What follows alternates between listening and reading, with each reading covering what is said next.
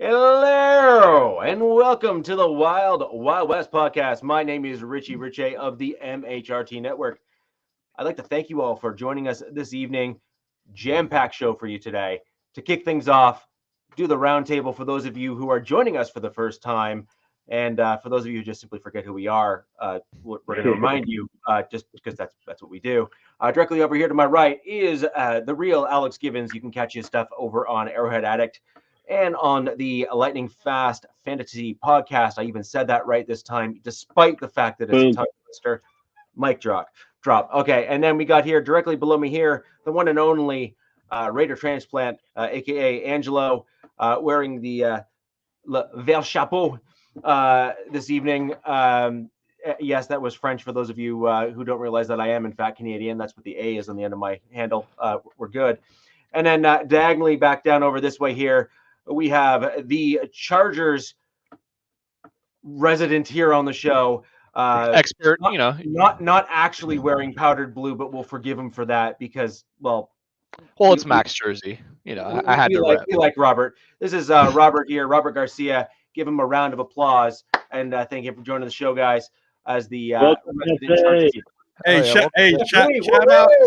shout out to Cool Kev 75. Shout out to John Leon. Yeah.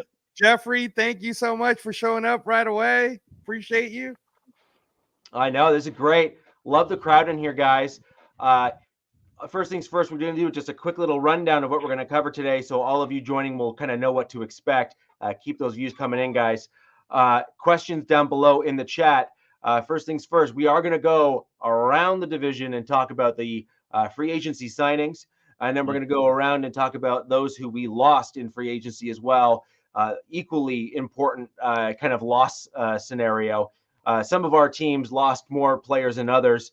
And of course, some of those panelists on the panel here are quite happy with some of the people we lost. And no names, me. And then we're going to go ahead and jump right in. Then we're going to go ahead and jump right into things and talk about positional group breakdown, which we'll be doing 2 weeks now or 3 weeks now in a row. And we're going to go into the interior defensive line on both of our teams, which I really do think is going to be a real interesting discussion for all of us to have. We talked about how important the interior and just the offensive line is, and this is the yin to that yang that we're going to go into later in the show. So with that in mind, we're going to get right into the free agency signings. And Alex, I figured I'd start with you with the haircut, with the haircut and all, and we'll kick things off. Hey man, it's the sexy Alex Givens today, not the real Alex Givens. You got to change that. He's got the fade and everything, right? So we're gonna go right into the Chiefs stuff, and we'll go from there. Yeah. So I mean, obviously, biggest Chiefs news was the return of Chris Stone Cold Jones coming back. Shocker. To the demise of some other teams' wishes of just giving them all the money and getting them off of KC's roster.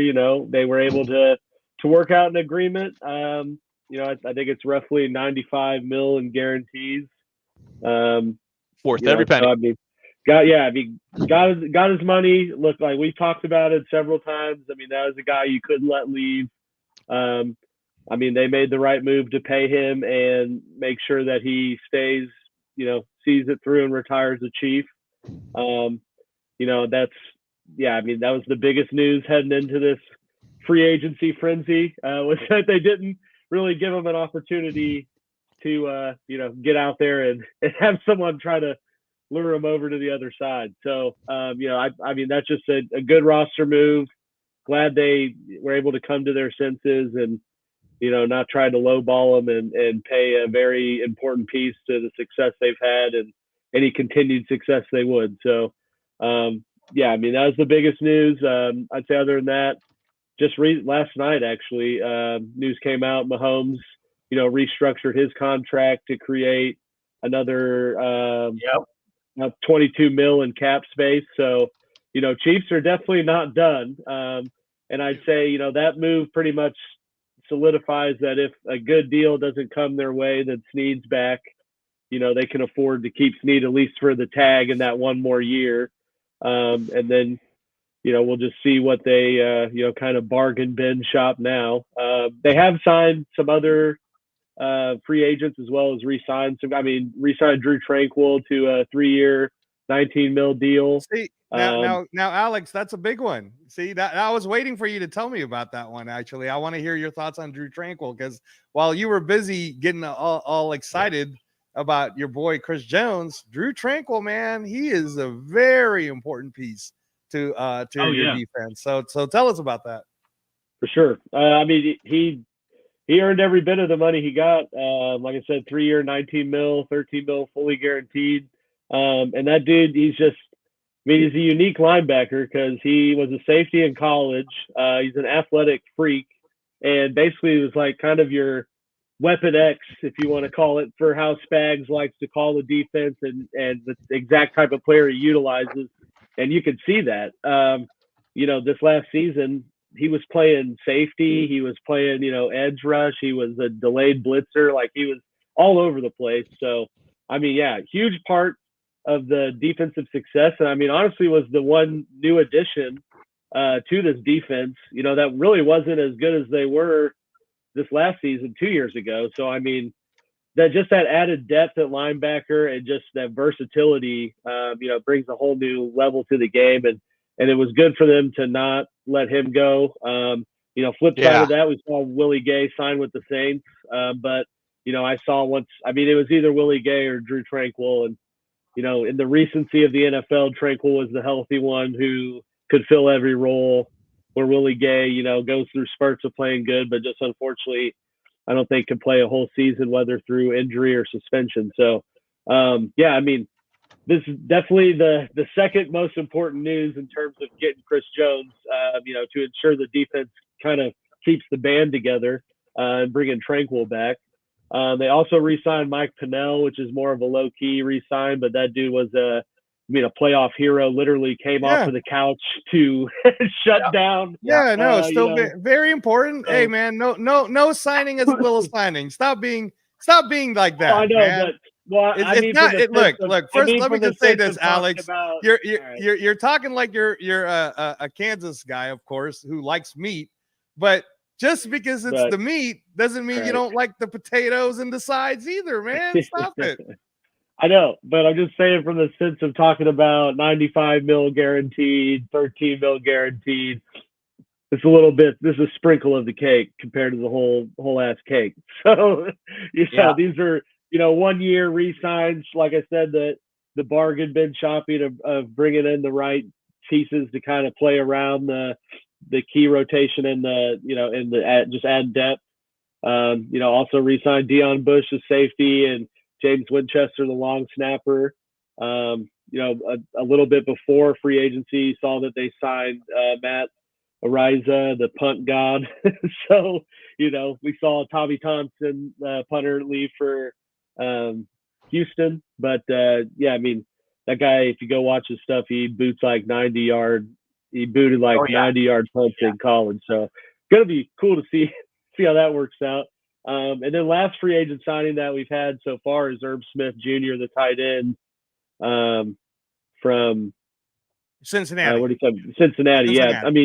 Cincinnati and Minnesota. Young guy, hasn't really proven to be anything, but I think he's only 25. Like solid athletic depth to tight end. He did pretty good. Hey, can I tell you, Alex? I thought that was a really good signing because he was actually there were games on the stretch where Jake Browning was playing. And Herb Smith mattered in some of those games. So I think he was a really good depth piece for you because you can see Kelsey's decline is starting to happen, honestly. So, they got to start just planning to have depth, he didn't play week 1 and there was whole weeks where they kind of didn't use them. And, I think it's more at this stage of his career with Kelsey, you got to plan to, you can't do it how it used to be and give him 15 targets a game, but you can count on to come up big when you need to move the ball. I like that signing as well. I already mentioned losing Willie Gay and Townsend, but also saw Nick Allegretti sign a 3-year, $16 million deal with Washington, who, he was the backup left guard, came into the Super Bowl tore a ligament in his elbow and kept playing. So you know that's the type of performance you see gets you paid elsewhere. It sucks you can't keep him in the building, but good for him to go. Get a little bit more money and compete for a starting job. So, hey, Alex, real quick, can I also say to you then that was one of the signings that when I saw it and he signed with the Commanders as a Raider representative and a huge Raider Nation guy, I was so happy, man, because I was like, thank you for leaving the division so we could get to Mahomes even more. So. Well, I mean, yeah, he only stepped in for All-Pro Joe Thuney. He's still there, so I mean, it's like there's a reason he didn't get paid in Kansas City. It's because the other dude's still there and still good. But I mean, good for him to go get paid. Other than that, not too many rumblings. They were Willie Gay. Yeah, I already mentioned that. Okay. They were reportedly in on Darrell Mooney before he signed with Atlanta, which I mean I would have been excited about something like that, but that definitely tells me that they're planning to be aggressive with some receiver option, whether that be newly Ryan Thomas Jr. from LSU. No, I think they might bring in a free agent as well as replenish some in the draft. Do you think it might be Mike Williams? Because Mike Williams is out there. I know. I said he could be like our KD. KD sign. He just comes play. That's wrong, man. That's wrong. I would actually cry if Mike Will went to your team. Bring the Chief Killer over to KC, dude. First Tranquil, now this. Like, oh my God, I wouldn't even know how to handle that. I mean, I don't know. All speculation at this point, but like I said, the news that they were in on Mooney. And I think they were in with Ridley too at one point before people started getting crazy. But like I said, that tells me they're definitely not done, and this is the time where Veach definitely kind of lets time play out and bargain hunt. So we'll see the Chiefs make some more moves here now that they've kind of firmed up the more looming questions heading into the off season. Hey, can I give a little breaking news? Robert, you want to go first? Because I saw it on the chat. On the channel. Yeah, I put it in the channel. News for the Chargers? Go ahead. Well, former linebacker Eric Kendricks, instead of going to the Niners, has decided, screw that, I'm going to go to Dallas instead. So that's what the Cowboys meant by all in. That is the second kind of turnaround we've seen for players. I don't know if you heard, Will Lutz had originally agreed in principle to a deal with the Jags, literally announced on air, I think with Pat McAfee, if I'm not mistaken, that the trip to the Jacksonville Jaguars went great, fantastic. And apparently it was like a call, and he's like, yeah, well, I had a great run with the Jags. That was fantastic, and I'm back to Denver. So where did he go, Rich? I missed him. Come back to Denver. He just came back. Oh, get out of here! Then he came back to Denver. That's wild. Broncos Peyton, country, man. Let's kick. I did see that though, because they talked about how the Jags signed McManus last year. Yeah. And took Love this year. Damn, I didn't know that. Didn't McManus sign somewhere else this year too? Hey, since we were on the O-line, I want to give this breaking news. This is just from 16 minutes ago, but I've been waiting to see if we were going to get Jonah Williams, but Jonah Williams is signing to the Arizona Cardinals. And now he will be the bookend for Paris Johnson, which means that the Cardinals will not be taking a lineman in the fourth. You're right. So they're going to be we're trading back it. to Marvin Harrison, baby. We're back to Marvin Harrison. They'll take all and put him at 5. But yeah, so this has been an insane free agency so far. Just pretty much ridiculous move after ridiculous move and constant swiping on X. For the Chargers, it's been kind of a low key one. We all, especially me, expected it going into this. Obviously, we were cap stricken, but sucks to see Mike Will go, but it was kind of inevitable. We knew probably since the end of the season that he was gone. Just have to give a shout out to him. The dude is an absolute baller. Whoever gets him, they're gonna get an absolute just professional. Goes out there every day, gives it his all, puts his body on the line to get those balls and not let his quarterback down. So yeah, I was hoping we were going to be able to trade him, get some value out of him, but it sucks to see that it's most likely he's going to sign somewhere else. But we did, and for not losing everybody, we did retain Khalil Mack. I am shocked at that. Very surprised, to be honest. I did not expect that to happen at all. Yeah, he restructured it, right? Like to nothing. That to play with hardball. That to me, exactly. That to me shows that everything that's going right. You're muted. That was a hardball move. But yeah, 100%, 100%. If for nothing else, that to me, that if a player like Khalil Mack of his caliber, of his professionalism, been in the league, a veteran, I mean, dude is just an all-out baller. Yeah. If he wants to restructure his deal to stay and play for Harbaugh, that just gives me like the best feeling possible, because that just tells me that all the rookies coming in, all the new players coming in, they're going to start adapting into that system, and we're already starting to see it with guys that we just signed a year or two ago. So to see that, it was I don't know about that. There was rumblings that the Falcons. I agree. He had 17 sacks, so people were going to trade for that. You would have, any team that was going to take him, and Cool Kev, thanks for pointing that out. The problem is any team that was going to take him on a trade, we were going to have to eat, or any team was going to have to eat like over 17 mil. So it would have had to. So if you're taking him straight up on a trade for a pick, you're eating all of it. If you were going to do a player-to-player trade, it was just too high. The price was too high. I just thought we were going to straight up release him, though. So the fact that he wanted to stay and was fine with taking a contract restructure. Hold on. All right. Who on your team had 17 sacks? Yeah. Khalil Mack. No, I mean Angelo. Dude, it doesn't fucking matter. I'm sorry. It doesn't matter because 6 of those sacks were off of us. Which right. No, but even then, he would have 11 sacks in 16 games. Yeah, exactly. And now if we answer that question, Max Crosby had way more sacks than Khalil Mack then.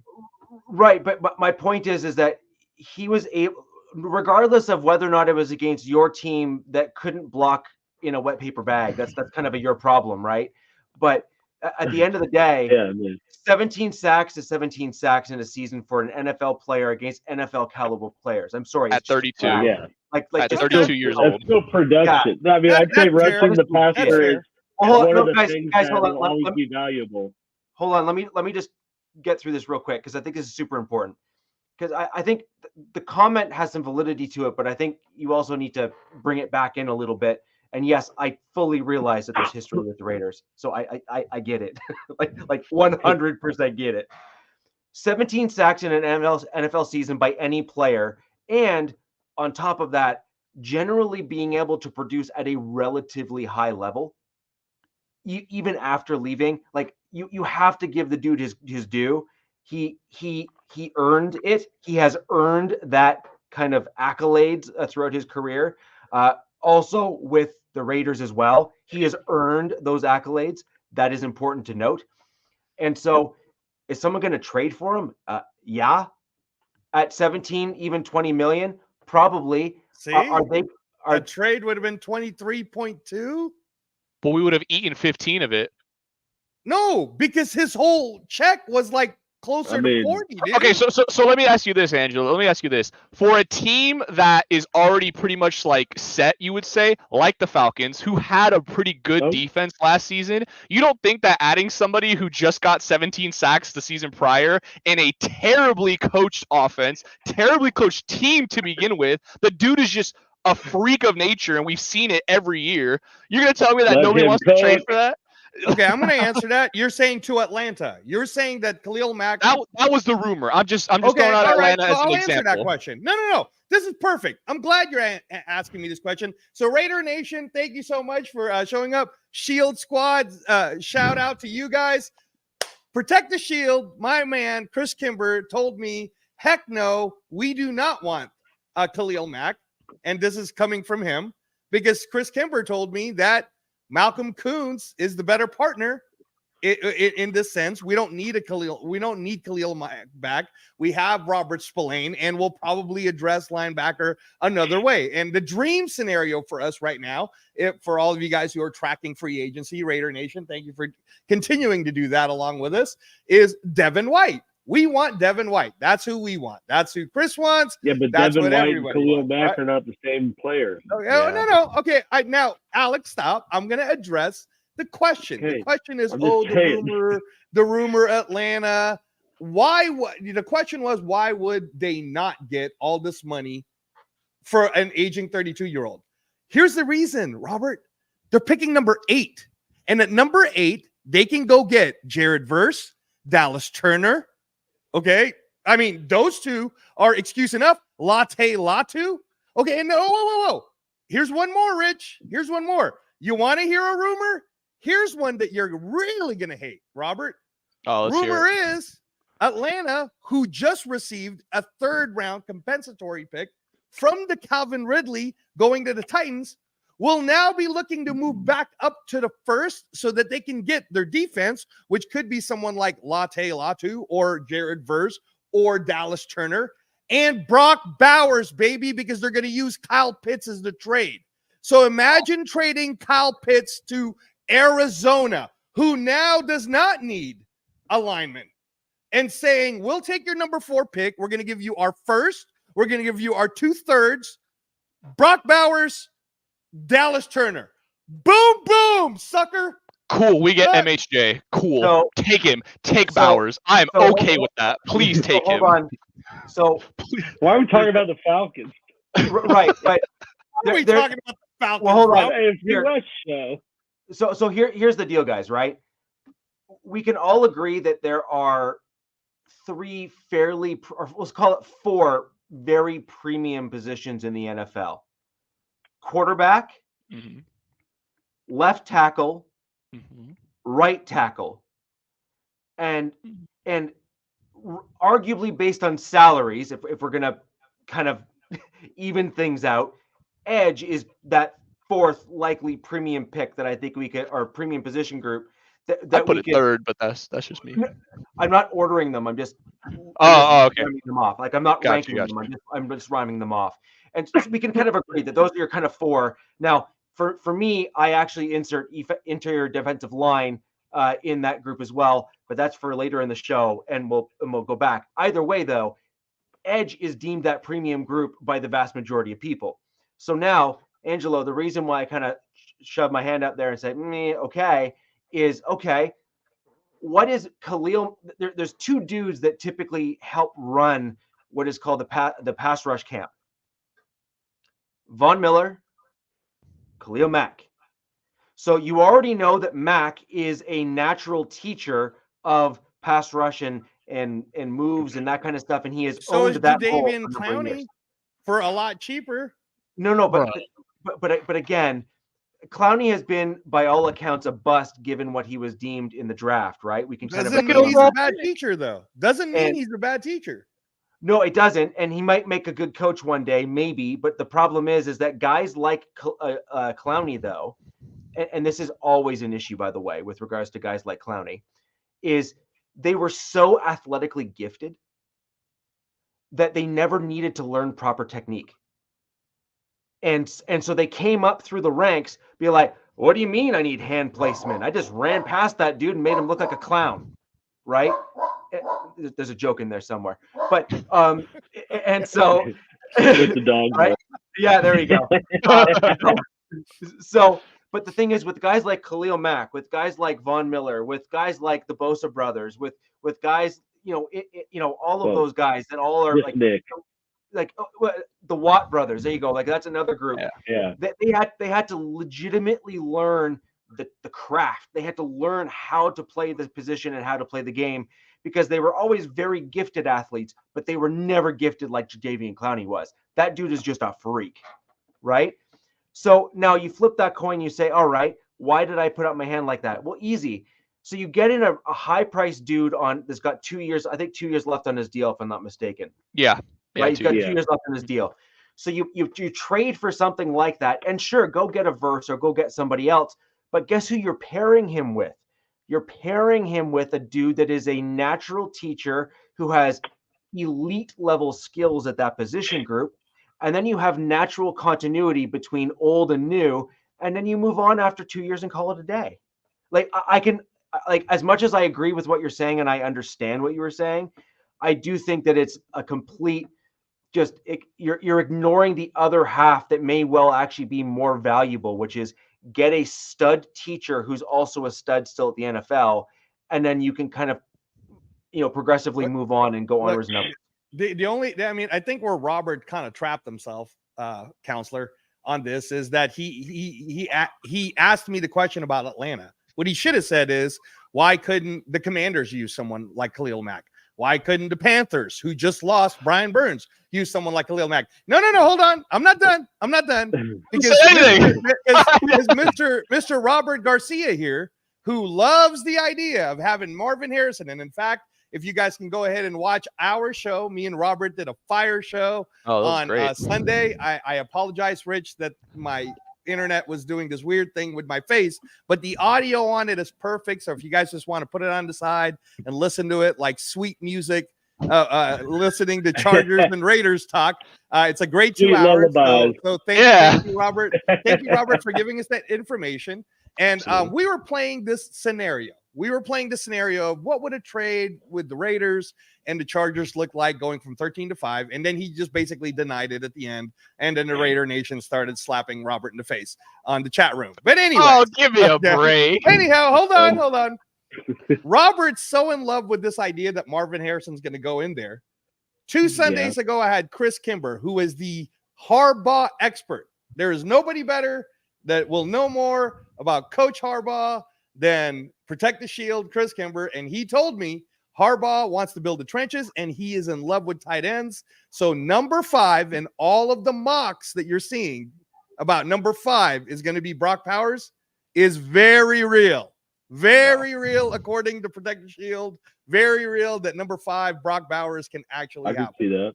They did Thank just let you, Alex. go. Thank you. We did just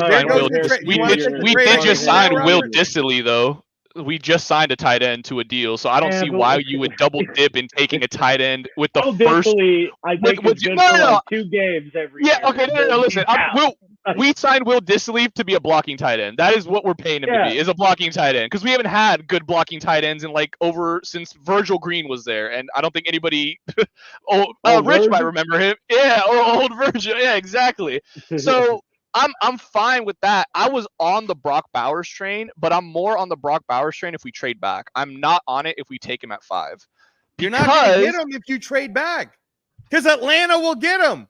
Hello, Atlanta has Kyle Pitts. They have Kyle Pitts. They're going to trade Kyle Pitts. Okay, no, they're not. Where are you getting this from? Where are you getting this? They're trading Kyle Pitts from. They're not even playing the board. They just got Kirk Cousins. Why would they trade Kyle Pitts? Why would you trade away your Brock Bowers? Because Kyle Pitts is on his final year, and then they're going to have to pay him a lot of money. Why are you going to have to pay him a lot of money? He hasn't done anything. What is he worth? Oh my gosh, you're killing. Okay. I'm sorry. Rich, can you bring order to this and explain how important Kyle Pitts this was looking to be interesting. Devolved into. It's not great. So either way, I do think we're going to have some interesting free agency, and actually I do think that the draft will also be a little bit more active than people think, which is what you guys alluded to. It'll be I'm excited for that. We'll bring the temperature down a little bit there. So with that in mind, I'm going to just jump in and go into the Broncos stuff. And are we talking about free agents? So let's go right into this and go from there. Yeah. So I'm gonna go into the folks that we signed. My dog doesn't even like. Thanks, Space Beast. No. I'm right there with you. Hey, you know what, Space Beast? That's cool. That's cool. I ain't drinking that Kool-Aid, man. Yeah. So I'll go through the folks we signed here, okay? Which is we signed just today little Jordan Humphrey again. He's that beast of a wide receiver, great guy. Sean Payton dude should come as a surprise to nobody that he's back with us. We re-signed safety PJ Locke, who was easily our best safety last year. And I mean, easily our best safety on the roster. We re-signed. Yeah.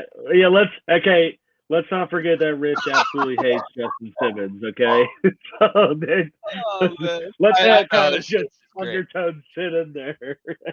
Oh man. I have a comment for that just a little bit down my list here, Mr. Scott. We'll cover that nonsense off in just a moment. No, cover it. It's okay. I'll defer some of my time. So here's the deal. Justin Simmons in coverage last year was somewhere in the mid 40s in terms of rankings. The dude that we signed at safety, I just want to make sure I get his name, Brandon Jones from Miami. All right. Okay, was ranked in the mid-teens in terms of coverage.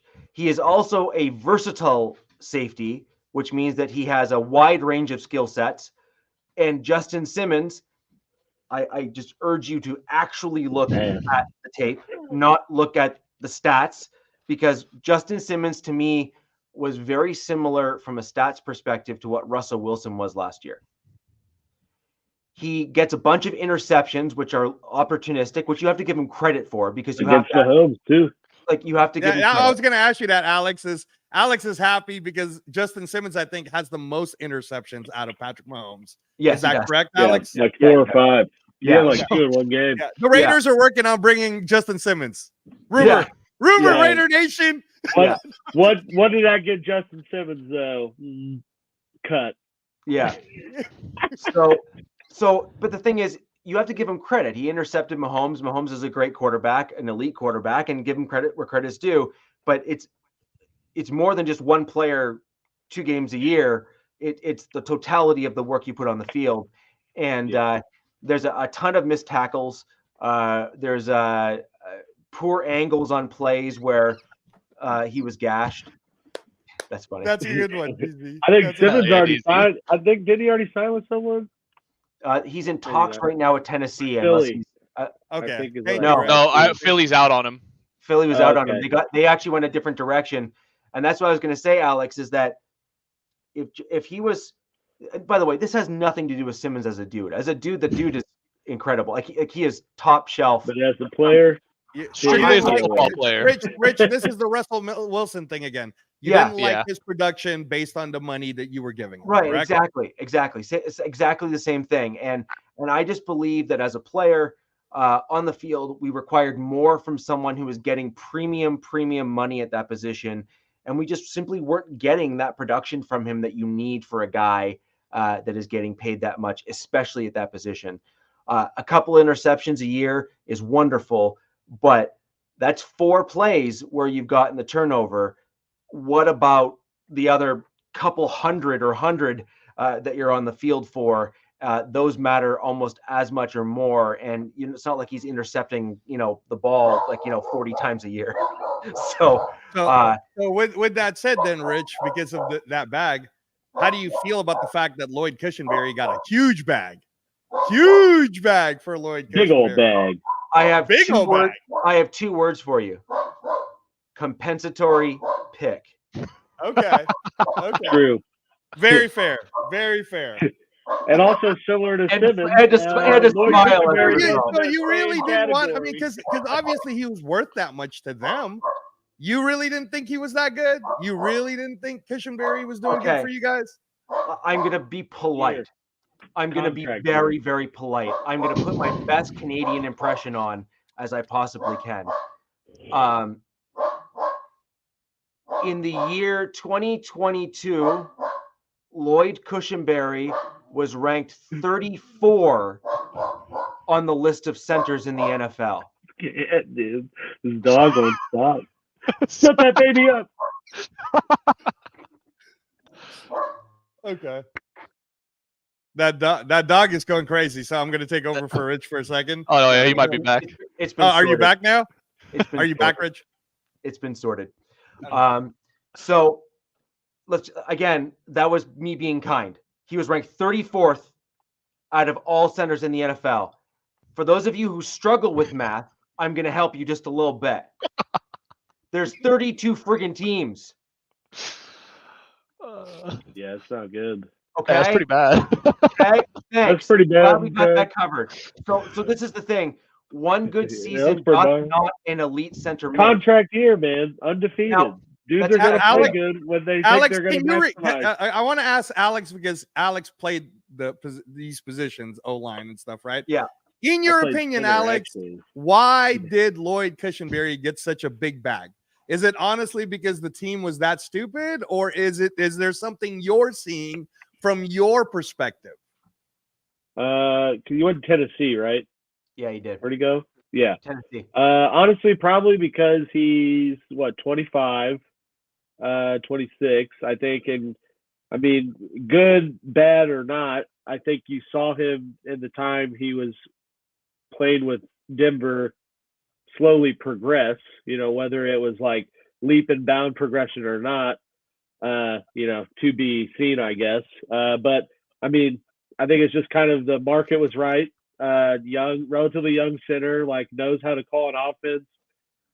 Titans probably thinking, he came from a complex system with Peyton at least for 1 year and managed to make it through that. They need offensive line help, so just probably the perfect storm, and he was the best option. I mean, we saw the Robert Grant from Miami get like the same money that Jawan Taylor got. You saw, the Panthers give That two was guys. Yeah, Robert I Hunt thought- was crazy. That was like Hunt, 100 that's who- million. I'm pretty dude's an okay guard, but he's not $100 million. He's not Marshall Yanda. Onwenu got the Onwenu. bag, man. We were hoping to get Onwenu, and This Onwenu is got what the bag. this is what free agency is, though. It's overpaying. Yeah. So I think that's part of it, and Titans clearly are loading up, trying to maximize, I guess, Levis, so they can give people money. But yeah, I think it's just a matter of him being young. And as we've talked about with Corey Linsley, and other offensive line issues, like center's a big part of your offensive line being successful because of just all the calls and reads you have to make, and that's only more prevalent the younger your QB is. So, you would have figured he would have gotten paid somewhere. And knowing Rich's feelings on him, I figured it wasn't going to be with Denver. So, Rich, what do you guys do? What are you doing with the line? Because you lost. We've got two backups already. One of them was well entrenched to likely take over anyway. I'm like I said. Look, this is nothing against Lloyd. Actually, Lloyd is another one of those dudes. As far as I heard, and all of the things I heard, he was a legitimate stand-up guy. Just absolutely just football player, buttoned up, all that kind of stuff. But big piece. You can't go 3 years of not looking great, and then in your fourth year, I don't say pop off, but look better than you ever had. Career year. Have a career year, and then have someone like me saying, yes, let's pay him all the money. It's just not going to happen. The best centers in the league typically have an okay first year with a few flashes, and then their second year go boom, and they just level up. And those are the guys that you typically end up seeing being the Corey Linsleys, the Jason Kelsey's, Creed Humphrey, those dudes there are the ones that are at that level. Yeah. Guys that followed the trajectory of Cushenberry that you've seen, in recent NFL years, they typically don't really pop off. They don't ever hit that level. They don't hit record-setting contract levels like the Tennessee Titans opted to pay. It just doesn't happen. And that's just, again, those are facts based on history. Those are facts based on history, not just my personal opinion on him. Because frankly, my personal opinion on him for most in here doesn't really matter. I'm actually going off of what we've seen from proof, right? Joe Thomas was a dude like that. Again, left tackle, not a center, but a left tackle. He had that little slow growth, and then literally on the worst team in all of football for every More year like of his every career. decade. His whole career. The dude was literally deemed the best left tackle in all of football. And it wasn't even close. And it wasn't even close. Universally regarded. Yeah. No, that's a good point. That's a good So, point. anyways, I'm going to quickly go off the rest of the guys we signed just to kind of get it out there. Love to kind of know your guys' thought. So we re-signed PJ Locke, Michael Burton, who's a fullback. Again, he's a Sean Payton guy. Yeah. Chiefs guy. Will Lutz. Yeah, he was a Chief. Yeah. He's got a ring. Yeah, we re-signed back Adam Trotman. I mentioned him, I think. Oh, tight end, right? Tight end. Yeah. He's that tight end that traded breed of for. tight end that I actually really like. He catches the ball, he blocks well, and he's just reliable. You know what I mean? He's just a reliable dude. And I think that's an important trait for a tight end. Now, is he going to be that dude that's going to just blow your mind when he catches the ball? No. Is he going to be that guy that you're looking at him and saying, "Oh, you got to pay him like all the money"? No. But he's a guy that you need on your team because you need that reliability. The guy you just say, well, he can just do it, right? And I need it to be Dolchich season. Yeah. And then for my dynasty teams.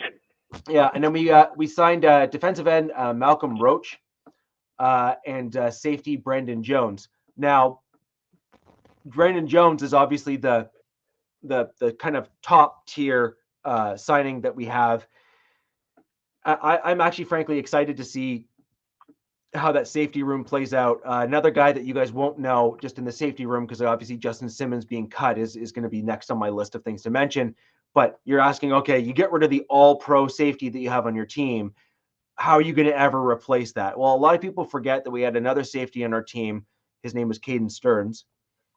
And he had some massive flashes, like huge flashes. He got hurt the last 2 seasons, but when he was healthy on the field, he was projected to actually start pushing both Kareem Jackson and Justin Simmons for the starting positions because he was looking that good when he was healthy.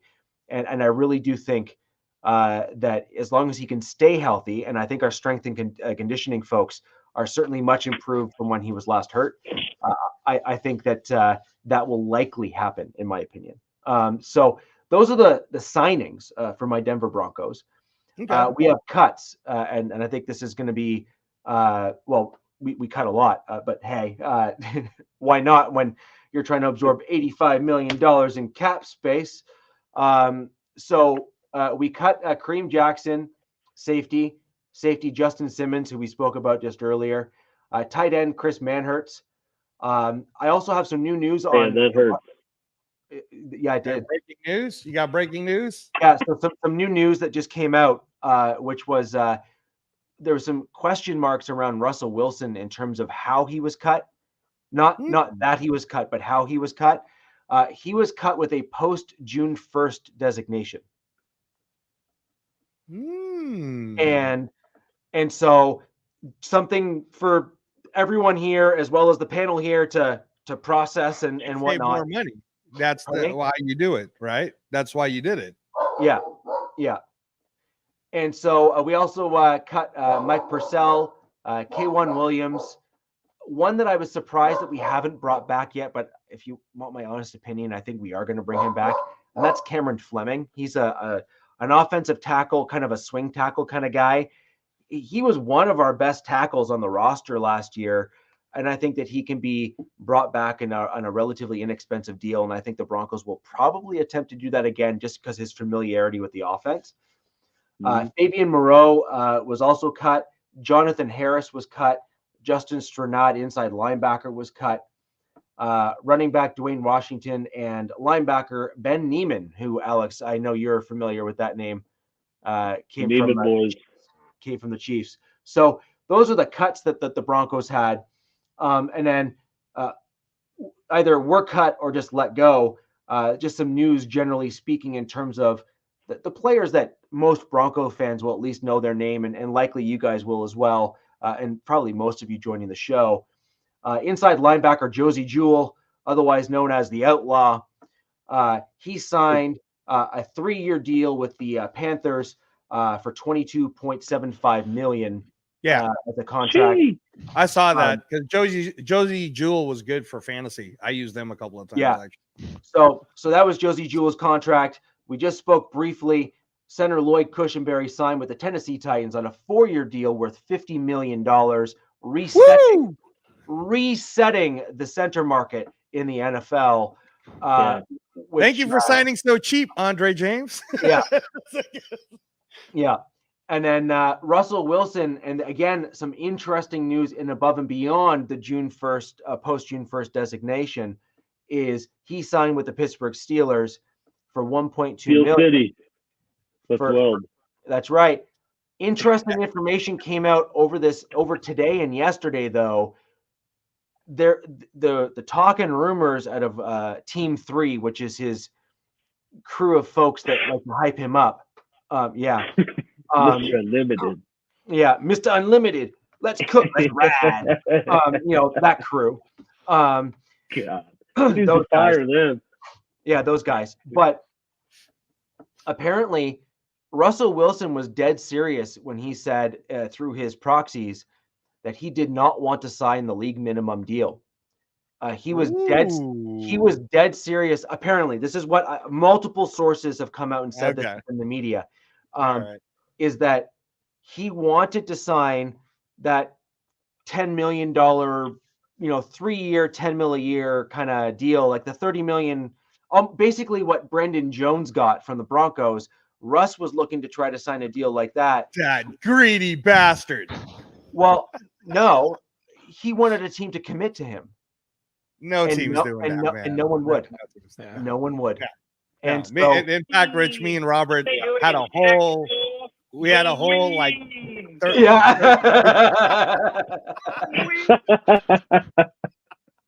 I don't know what the heck he's smoking, but me and Robert had a whole 30 minutes on this on Sunday, and actually I want to give credit to Robert because as we were talking about my hate for bringing Russell Wilson in and why I thought AOC 4 was the better option, Robert called it.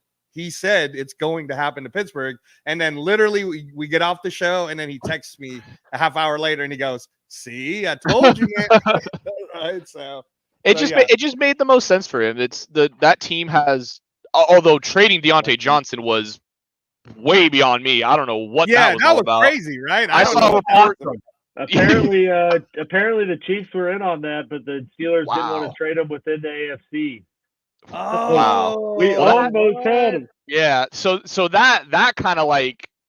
Before that happened, it made sense. You had two great receivers there, great tight end, great running backs. The O-line was probably the only thing that was like shaky, and they could have addressed that in the draft, as it's, like we said before, it's very O-line heavy. Fire moves pretty good. Yeah, I thought. Fire moves. Yep. I thought Pittsburgh was going to go center. I thought they were going to pick Jackson Powers Johnson. Now it makes me rethink it. Like, are they going wide receiver here, or are they? I mean, the thing is, though, like we said, this draft is so. Patrick Queen too. Yeah. Oh, my God, man, that defense is terrifying. Yeah, literally, they just need Russ to do what he did last year, and they should be way more successful than they were because Kenny Pickett is way worse than Russ. You know what I just thought about? What if the Steelers went and got Mike Will? Because he is literally the perfect receiver for Russ. Oh my gosh! You know what? Now that you brought that up. And Mike Will can just go grab it. Mike Williams. No, I'm just kidding. Dude, I'm not even joking. Mike Williams to the Steelers. It would make so much sense for them to sign Mike Will after trading Deontay Johnson. It would make so much sense for them. Yeah, I mean, it'd be interesting to see.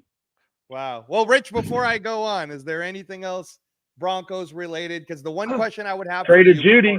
Yes, that's right. Jerry Judy, buddy. We traded Jerry Judy for a 5th and a 6th round pick. Now the 5th round pick. Good job. Well, good job. Tough return. That's a rough return.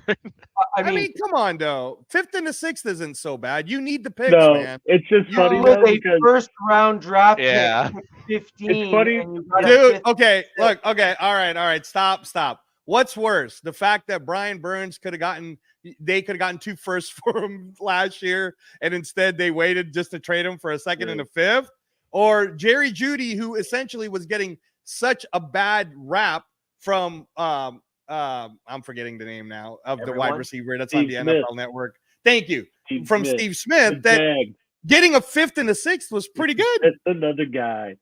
Is You know? that your? To me, sorry, it was your funny bar? from watching all the Broncos people share their PFF mocks where they traded Judy for a 2nd-round pick, and I'm like, that's never going to happen. Yeah. I don't know where you think. No way. I'm not going to name any names, but let's just say some people in the MHRT circle, I see their mocks, and I'm like, yeah, I don't know what team's valuing Judy at that.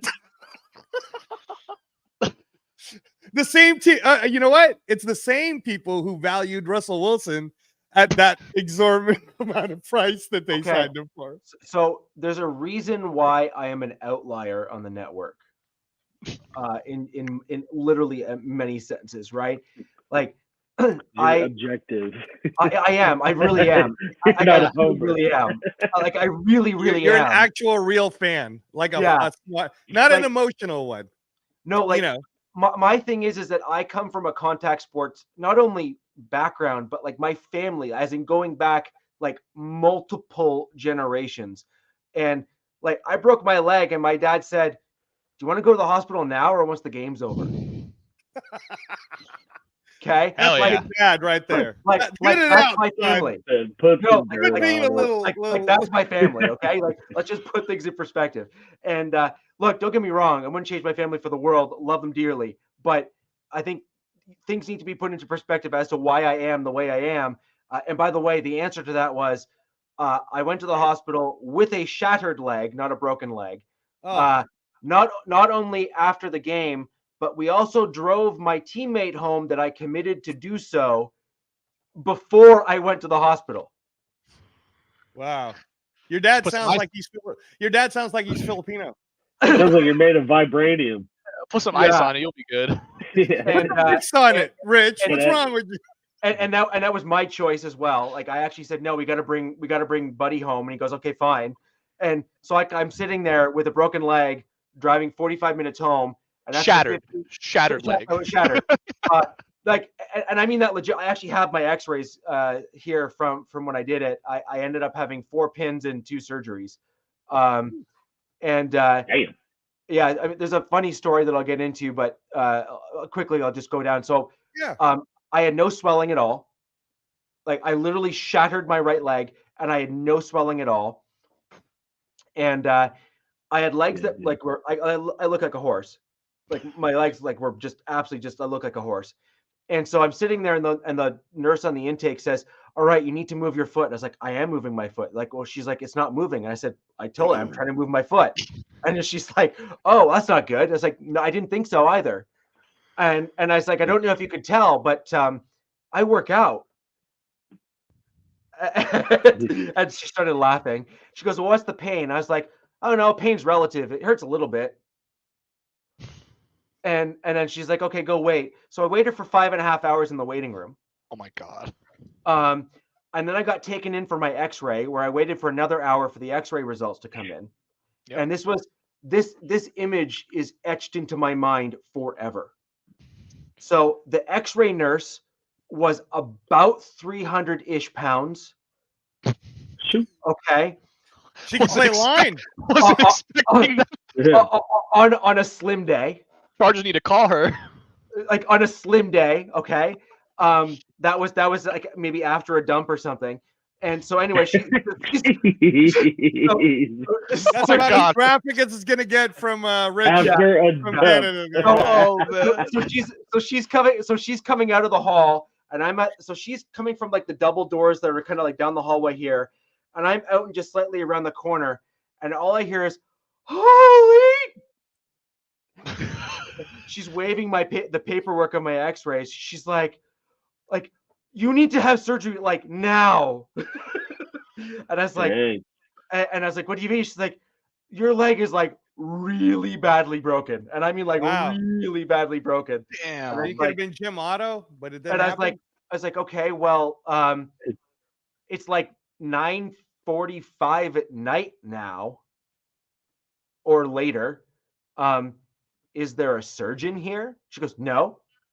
I was like, "So what am I supposed to do?" She goes, "We're gonna cast your leg and send you home." And I was like, Wow. "Lovely." Solid. Yeah, solid. So she goes, I think we might see you tomorrow or the next day. We might. If your leg doesn't That's rot that free off, health care. Universal health care in Canada, people. Yeah, that's And, that free health care. and that is exactly what free healthcare gets you. Oh my So God. anyways, guys, Wow. that's the that those was my Canadian story. taxes are hurting, man. But not a that's political my story. show. Not a political show. Yeah, that was my story. The broken leg. It was the really really large lady that barreled down the hall, probably faster than she's ever ran in her life. Yeah. She ran a 4.340. Wow. Oh man.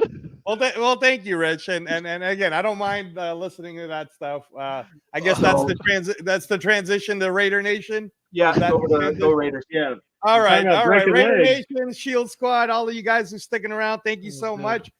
First off, I want to start saying my goodbyes now because I'll have this show with you guys, and then I'll have next Wednesday, and then I will be gone. So it's been an amazing time to see you all. You guys have been wonderful. Been with you since right after the Super Bowl, gotten to know you guys. Alex, if you ever want me on your awesome shows, the Arrowhead one, I'm sorry, I'm butchering it, probably worse than Rich, but the fantasy one and the Arrowhead one, I'm a big fantasy guy too.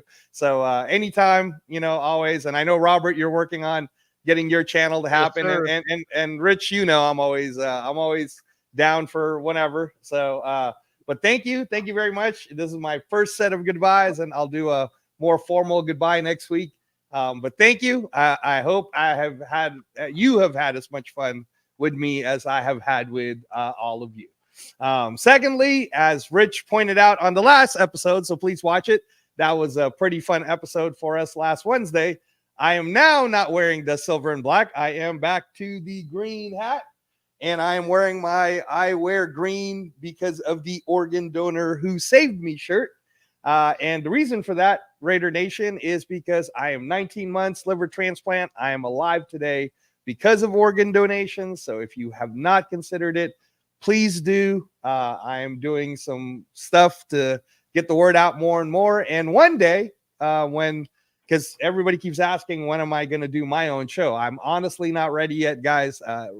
Transplant recovery is very difficult. So hopefully by the end of the year, maybe I'll do a Raider transplant show. But in the meantime, happy to guest on everyone else's shows.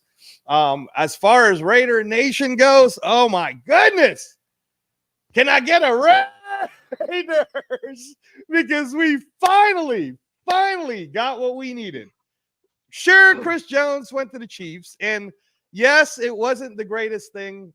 I mean, I don't hate Andre James. I just think that Andre James was getting treating like a baby by Chris Jones. So, there might be some other options, but who knows? Maybe he'll grow. I don't know. I know that he's certainly the starting center of the future. So Raider Nation, you already know that we signed him. But thank you, Matt Marinovich, because that is the big one. That, sir, just made us. I mean, look, man, even Hondo Carpenter went off on a choir-like sermon about this. We are the last team to beat the champs. We are the last team to stop the team right now who wants to be the first team to do what the 49ers couldn't do, what the Dallas Cowboys couldn't do, and what the New England Patriots could not do, right? Like, there's all these teams that have never done it before, unless I'm mistaken. Am I mistaken? Has there ever been a team that's done 3 in a row? Ever?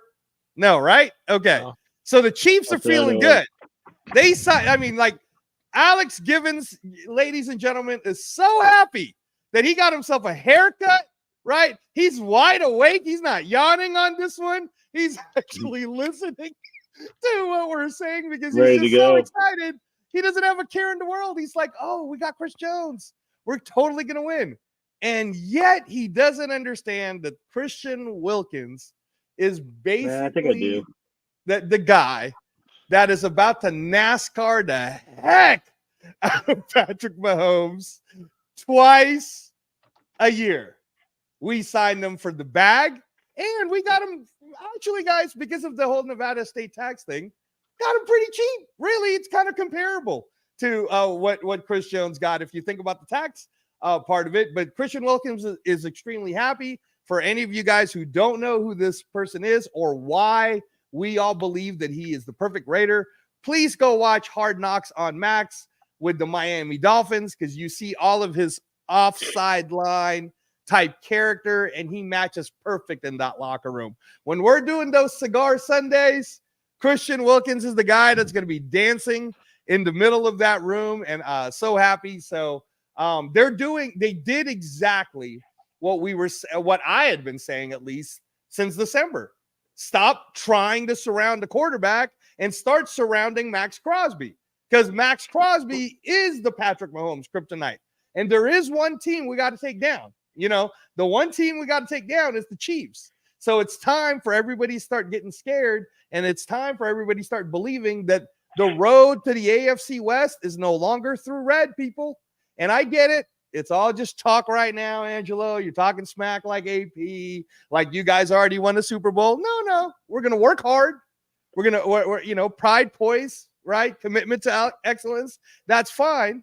But when we start talking about some of these moves, right? The Christian Wilkins move was a big domino for us, because by doing that, you now start to wonder, are we going to somehow address our O-line with a Dalton Reisner who's still out there? Unless breaking news happens, Dalton Reisner is still out there. Zeitler's still out there. There's still some other pieces, right? Okay. Are we going all in for Dalton Reisner? What's that? What happened? Are you excited about maybe? No. I want to address the line because no. Let me finish my soliloquy here, because I'm going to get to who I want. But anyway, but there is news, because as you know, Raider Nation has been split half with give up the farm to go get Jaden Daniels, and I'm the guy since December who was getting crapped on for saying, let's go get Fuaga. Let's go get Fuaga. I said it last Wednesday. Let's go get Fuaga. Let's not let Denver take Fuaga before us. Let's trade up to go get Fuaga. Let's trade up to 9 to make sure we go get Fuaga, because Fuaga is the guy we're going to get. But we don't know what's going to happen with free agency yet, right? So going down the list, yes, we signed Andre James. Yeah, so I get it. All right, let's keep him in the system. James Craig can work with him. Maybe it means that Dylan Parham is going to center and Andre James is going to be a guard. Maybe it means they're going to keep Dylan Parham a left guard. I don't know. I don't think that O-line room's done yet. But remember that we still have DJ Fluker, and we have all these other people on reserves that are going to get better. But we do. I get it. Like in a way, they said we addressed center. And when we're talking draft, the guy I've been paying attention to, so I want to say it on record now, is I believe we could steal Tanner Bartolini of Wisconsin in the 4th, 5th round. Somewhere around there, we could steal that guy, because I think he could be the next Travis Kelce, but maybe I'm wrong. We'll see, right? Probably the one that hurt me the most, and I get it. I shouldn't not talk about Kanai Magua, but like he's not going to be a starter yet, but he's nice to re-sign him. And of course, I love Amir Abdullah. I'm glad that we re-signed him. I'm glad that we have a veteran presence in the running back room. I like him most because he's a martial artist, and every time he scores a touchdown, he does that taekwondo flip kick that I like so much. So that's great. But really, yes, we need to address running back, right? And the one that hurt me the most is losing Josh Jacobs. And we talked about this 2 Wednesdays ago, Rich, where you were saying somebody was going to pay Josh Jacobs. On my show 2 Sundays ago, I also talked to Chris, and I said, you know what, man, just on the fact that Nevada in itself has the highest population, number 1 population of Asian Americans in Nevada is Filipino. And there's a lot of Filipino Raider Nation fans out there. We really didn't want to lose Josh Jacobs. So I said, let's just tag him. Tagging him is 14.1, right? And everybody was like, no, that's way too much money, blah, blah, blah, blah. And then what ended up happening? The first domino, Swift gets 8 over 8 a year, and then bang, and then bang, and then all of a sudden you see Saquon getting 37, and I'm like, whoa. Well, if Saquon's getting 37, Josh Jacobs is definitely getting paid. And sure enough, man, Green Bay took him. From what I'm understanding, and if some of you guys know this better, let me know. But his first year is going to be 14.8, and then his bonus was 12.5. So he got the bag right off the bat. And I guess the way Green Bay structured it is some weird thing, like they don't have to guarantee the other years, but they gave him the bag up front. Yeah. So, you know, there's a lot of Raider people out there right now that are like, well, Josh Jacobs, you know, he's kind of a traitor, and he was offered 2 different deals, and he still said no. And, you know, like, I don't know, man. I don't know Josh Jacobs personally, but I do know that Tyreek Hill last year. Oh, go ahead, Rich. I missed that. What was it? So he ended up signing a 4-year deal with $48 million. It was a $12.5 million signing bonus. His cash annual average, or cash this year rather, is 14.8 million. And then in 2025, So we got some cheddar cheese. It basically goes down in 2025 and then goes back up to 11.5 and then goes up to 13.5. So right, I mean, and supposedly none of those are guaranteed, right? Right in that. Let me just double check. Yeah, the later years aren't guaranteed, right? No. Okay. No. So technically, they could cut him after 2024. Potential out is 2025, and then he ends up with a $9.375 million dead cap hit.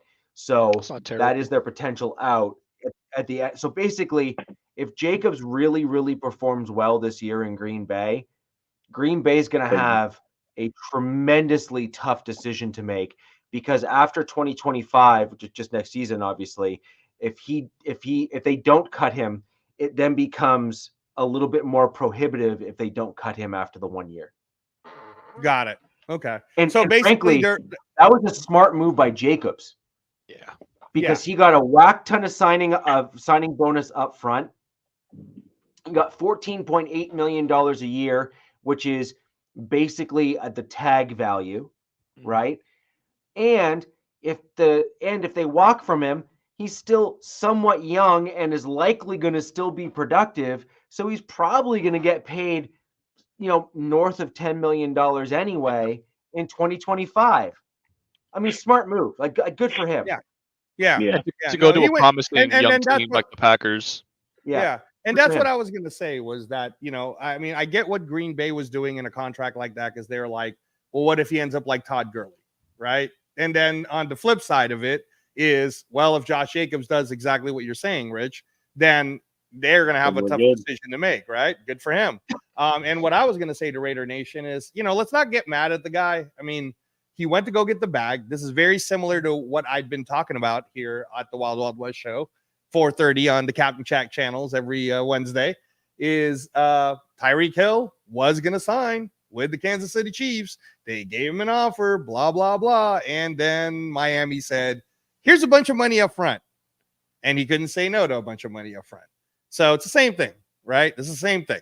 And that's why I said on the record, Rich, on the Captain Jack Rackham channel 2 Sundays ago, let's just tag the guy. And then we can rework it in July. We could just we could have reworked it closer to Saquon's deal. We could have reworked it, in between, right? But by tagging him, we wouldn't have had to let him go. And now that he's gone, you guys do have to admit, what do we do at running back? Because I mean, like, just if I can, Rich, I had this already set up, but the current running back carousel, because everybody keeps talking about quarterback carousel, which I can do for you guys too. But real quickly, here we go. Derrick Henry is now with the Ravens. Aaron Jones is now with the Vikings. Okay, Joe Mixon is. Sorry, just one sec. Yeah. Can we just stop just very quickly and just acknowledge the fact Derrick Henry to the Ravens? That is terrifying. Frightening. Lethal. Terrifying. Yeah. Frightening. The scariest offseason acquisition so far. I had to just insert that because that is like give the king his respect. Got to give the king his respect. Yeah, that is literally terrifying. Yeah. I mean, dude, look how good Mark Ingram did when he went to Baltimore, and Gus Edwards leaps and bounds ahead of him. And honestly, if they don't get rid of J.K. Dobbins, since you're bringing, they're going to. No. Hold on. If they hang on to him though, and they let him heal from that Achilles in the playoff part of the year, that's true. They're going to be a two-headed monster that all of us are going to be like going, maybe this is what Lamar needed. I'm going to run the ball in the winter. Quickly, just because I don't want to spend too much time on it, but quickly, I will say it's going to be tough though because they would do it running back by committee. The Ravens would. Now you bring in Henry. He is your running back, your workhorse back. You're going to give that dude the ball 16 to 20 times a game. The Ravens are going to break the record, and they're going to smash the record for rush attempts in a season. For the record, Dobbins is a free agent, so he's not. He is a free agent. Okay. Yeah. And again, maybe you're right, Alex. Like maybe you guys are right that they won't bring back Dobbins, but what I'll say is that I think that the way the Ravens are going to look at it, I'll do it fast because I want to talk more about the Raiders, is that they're going to do a two-headed monster between Keaton Mitchell. Thank you very much. By the way, Keaton Mitchell is a guy I took in fantasy because I knew he was going to be awesome. And then he got injured, of course. So sorry. But now they're going to do the two-headed monster of it's going to be like a worse, or I don't say a worse for us, a better version of Montgomery and A-Chain. It's going to be Henry and Mitchell, and that's going to be very scary. So, but anyhow, Aaron Jones going to the Vikings is crazy. Joe Mixon going to the Texans is crazy. Zach Moss to the Bengals wasn't a bad move because they also had Chase Edmonds, so they're trying to see what's up with that. Saquon to the Eagles, Josh Jacobs to the Packers, Austin Eckler to the Commanders to team up with the other guy I took as a running back on fantasy, Alex Givens. It was Brian Robinson. I had Brian Robinson I drafted him, and I was like, people don't believe that he's going to do good, and now they got their two-headed monster. Tony Pollard like 6 times. Yes, sir. Tony Pollard, Titans, DeAndre Swift, Bears, Devin Singletary, who I thought we were going to get to the Raiders, ended up going to the Giants. I thought we could have afforded him too, but I guess Telesco didn't want to go to his old coach. Yeah, he wanted to go to his old coach. Maybe that was it. He wanted to go to his old coach. Gus Edwards, Gus Bus went to the Chargers, man. So they're kind of trying to address it. And again, this is kind of what Chris was saying about Jim Harbaugh. Harbaugh's getting his like tough, gritty kind of like guys, right? So he wanted Gus Bus, not Eckler.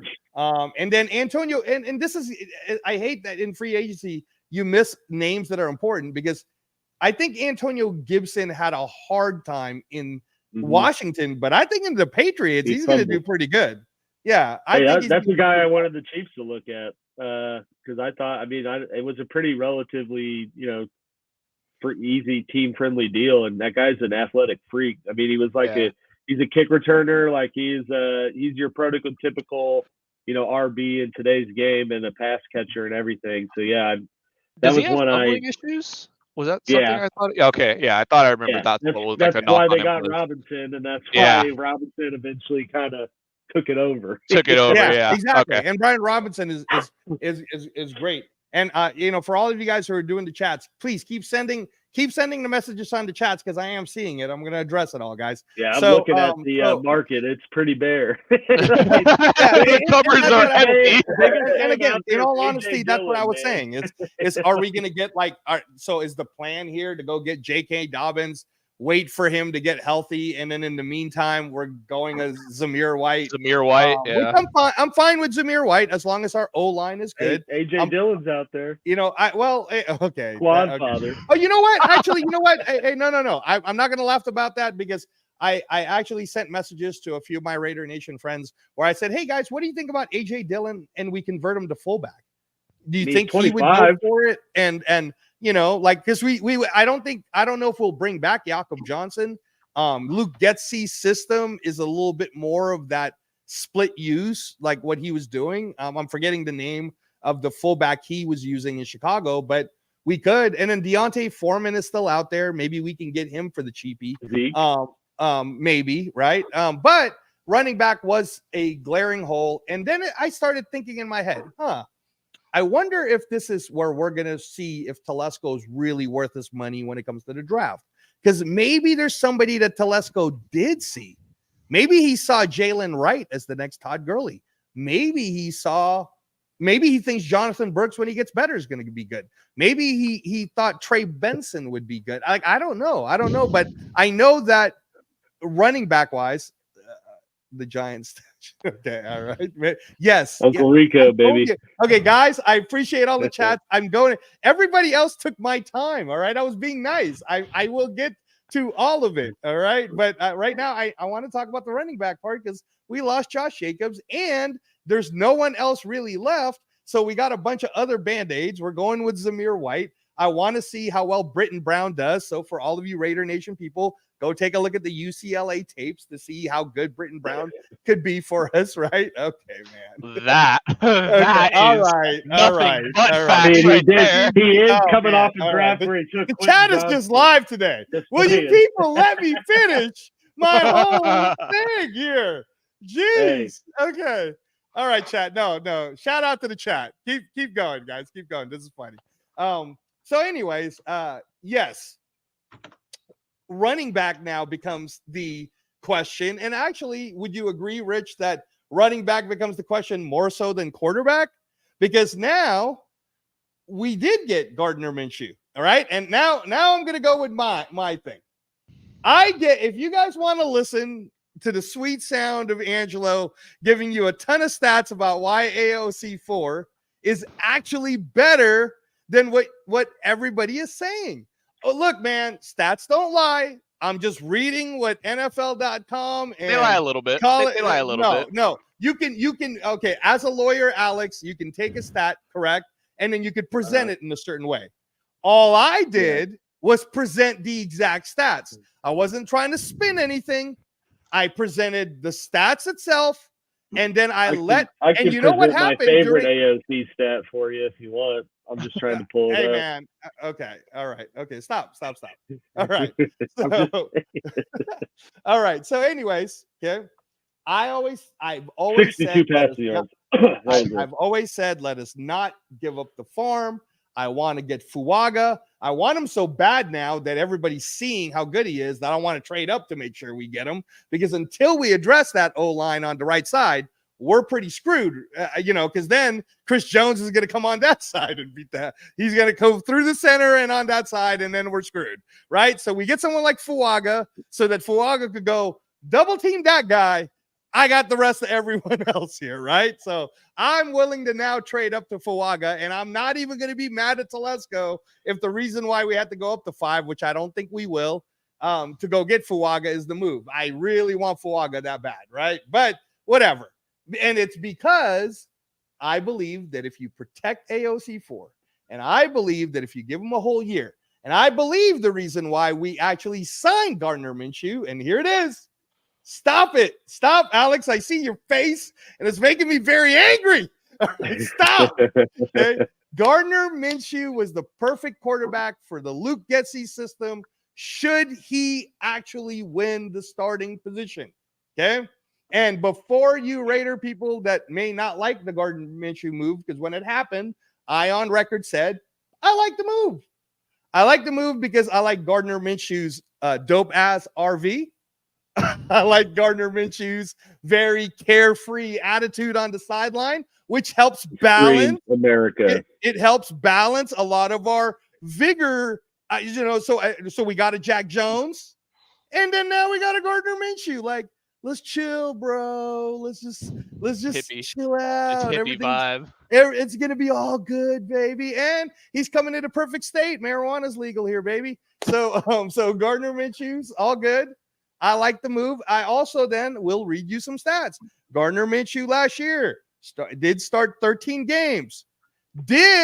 Because the Colts made this mistake of wanting to start a running mobile quarterback who is 245 pounds, who ran to 40 in 4.4. And what happens when you play a rookie mobile quarterback? They get hurt, people. That's what happens. So hate me all you want. And if we trade the farm to get Jaden Daniels, I keep telling you, he will not start. You will be wearing your J5 jerseys and cheering him on from the bench or the practice squad practices because he will not start. It will be Gardner Minshew or AOC4. So stop hating on me for it. All right. Gardner Minshew is a great pick. Played 13 games, had 15 touchdowns, actually made it to the Pro Bowl, and threw for 3,305 yards. Okay, and here, see, now I'm gonna have to nail Robert for rolling his eyes, because you know what's funny about the 3,500 yards in the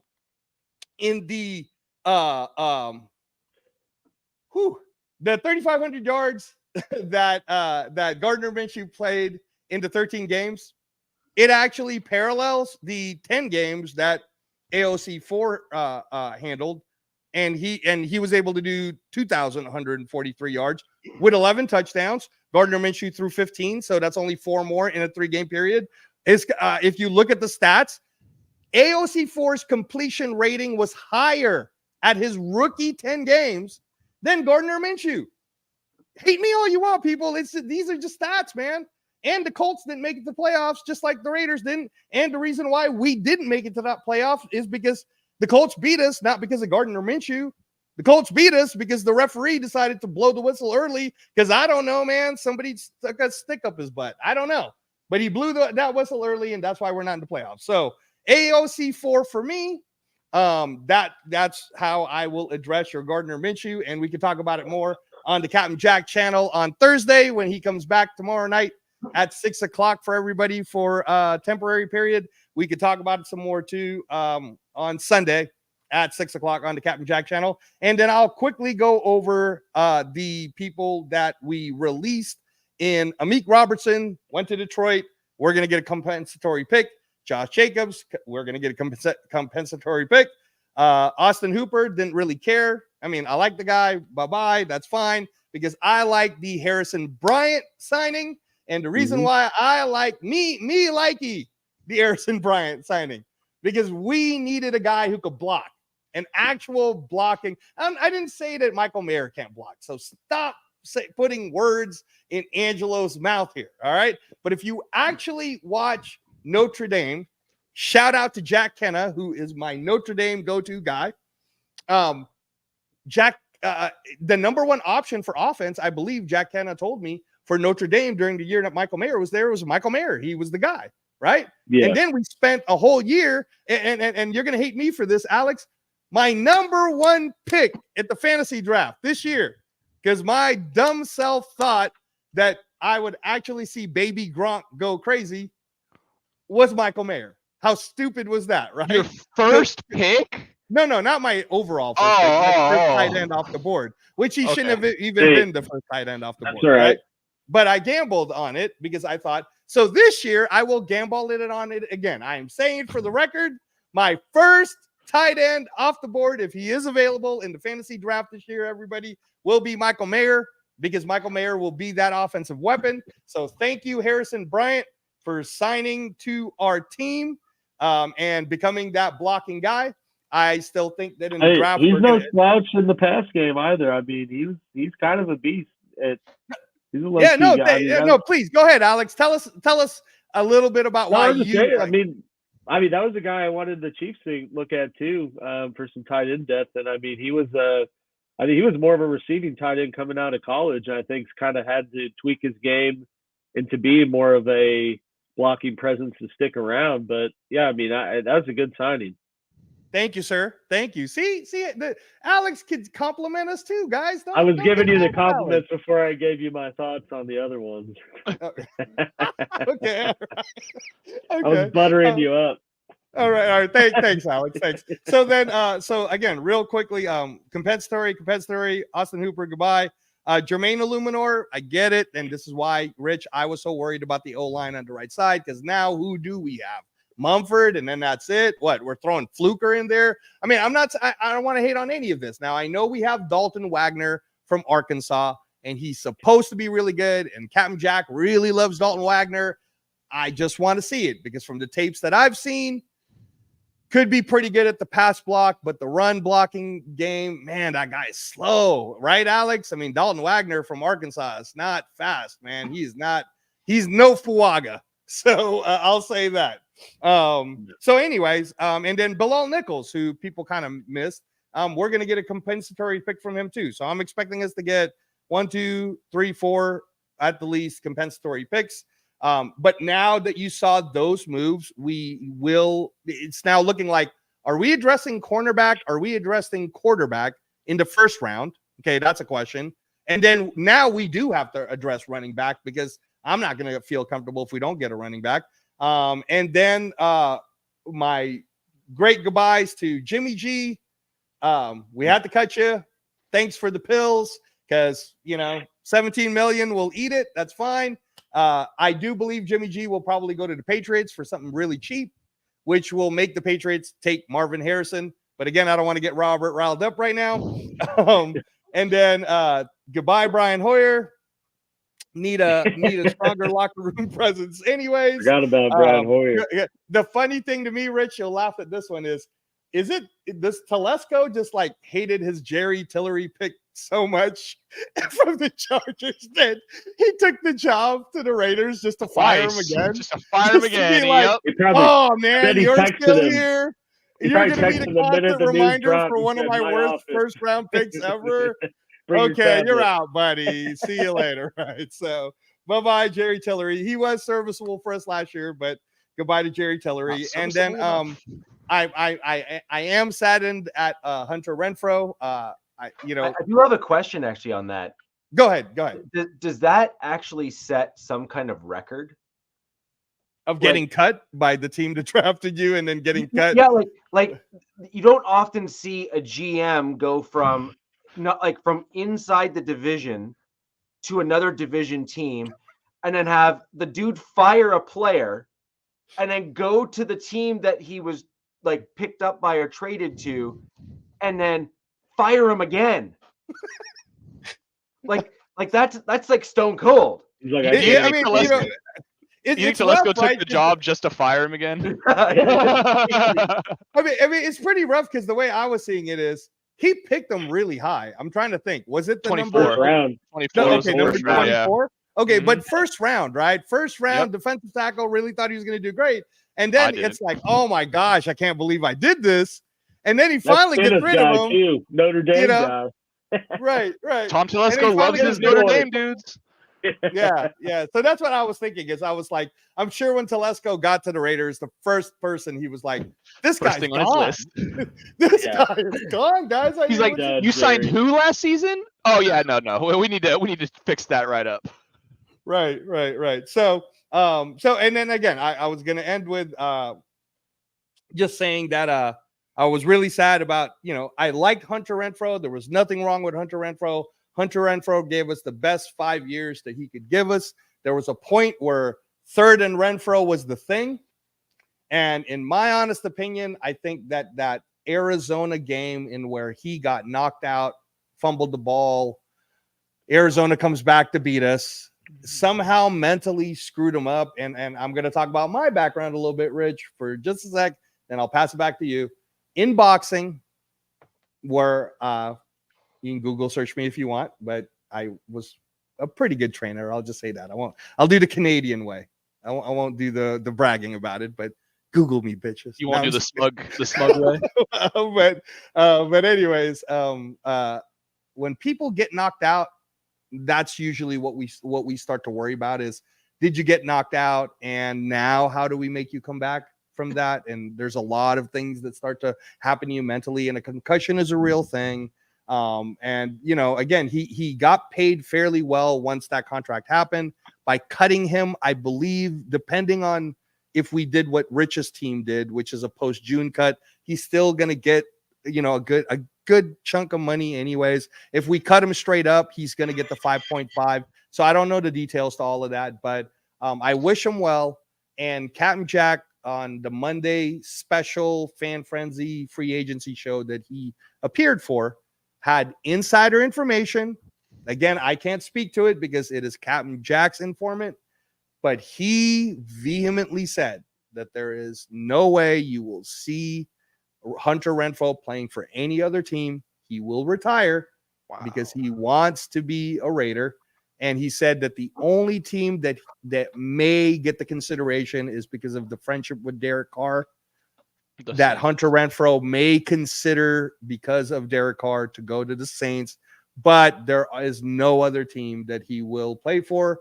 And there was no other team that really wanted him so badly that they'd be willing to. And Hunter, and again, I'm speaking from the boxing standpoint. Sometimes when the fighter believes he's done, even if his body isn't done, but mentally he's done, he's done. There's no reason to throw him into the wolves anymore. Football is a very violent sport. And when you get a concussion like the ones he's received, I'm sure he received some at Clemson too.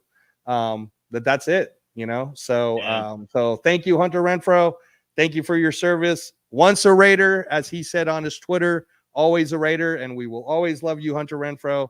Thank you so much. And I pass it to you, Rich. If I missed anything, please feel free to berate me.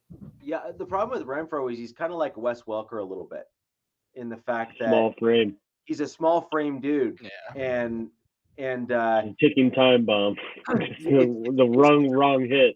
Yeah, it's a rough spot to be in when you're that size and you get your bell rung like that in such a violent fashion. It's just one of those things. Another guy who you saw with a pretty steep drop off in a similar size, a little taller but similar size, is Antonio Brown, where he had a couple of those major hits. Yeah, Vontaze Burfict got him, dude. Yeah, and that done, he right? was not the same after that. No. And dude, and that's a difference, right? So like Vontaze Burfict was like 6'1", 6'2", 250. And you had 99 hit power. yeah. And really changed the rules from how he hit people. So yeah. And so I mean, Renfrow for a period of time was in that upper tier slot receiver, role in the NFL, and legitimately so. What I think is interesting too is I almost think the type of receiver that Renfrow is kind of being played out of offenses now. Like, there was that stretch where the Patriots were so dominant with Welker and Edelman, and everyone was trying to find this small, quick twitch like slot guy. But now you see teams just using the running back for that role, and then looking for bigger, faster, deep threats. No, they're using tight ends. They're using tight ends. And tight ends too. And so it's almost like he's like kind of the last of a dying breed in that small, like just slot specialist. Yeah. I'm glad DZ in the comments mentioned Danny Woodhead, because I wanted to bring up his name too. Yeah. He was like the definition of that kind of player. Every small white guy. Yep. Oh man. Yeah. No, but it'd be interesting to see what happens with Renfrow. It'd be crazy if he really does retire. Yeah, I mean, hey, I'll tell you what, if he really does 28. Yeah, he's still. But if he really does retire, man, Captain Jack, he's the first one to say it publicly. Yeah. And didn't out his informant. That'd be crazy. And the other guy you guys missed was Danny Amendola as well. Yeah. Oh, that's right. That's right. He was the progression. It was like Welker, Amendola, and then Edelman, right, in those types of roles. All Patriots, ironically. Danny Woodhead was a Patriot too. Yeah. But Woodhead was a running back. They used in that position and had him run the ball. He was one of those kind of hybrid roles, right? Yeah. And so either way, we saw a lot of firsts coming out of New England's offense with the pairing of Belichick and Josh McDaniels when they were both there, and obviously Tom Brady being able to kind of run the show on the field. So it's just one of those things where I agree with Alex. That position and that style of guy is kind of being worked out of the NFL. And the other reason why it's being worked out of the NFL is you're getting dudes like, I'm just going to use a Broncos player that I'm familiar with, and there's a lot of others that are like him, though. A guy like Jalen Virgil, a guy like, a guy who could have filled that role but ended up developing and becoming the type of guy that I'm referring to is Tyreek Hill. So you get a guy who is shorter in stature but can run like the Dickens. Yeah, and is faster than everyone on the field. Yeah, exactly. And you get guys like that. But what's happening is that unlike years past, where you'd have them run the slot, who they would just outrun a linebacker when they were being covered.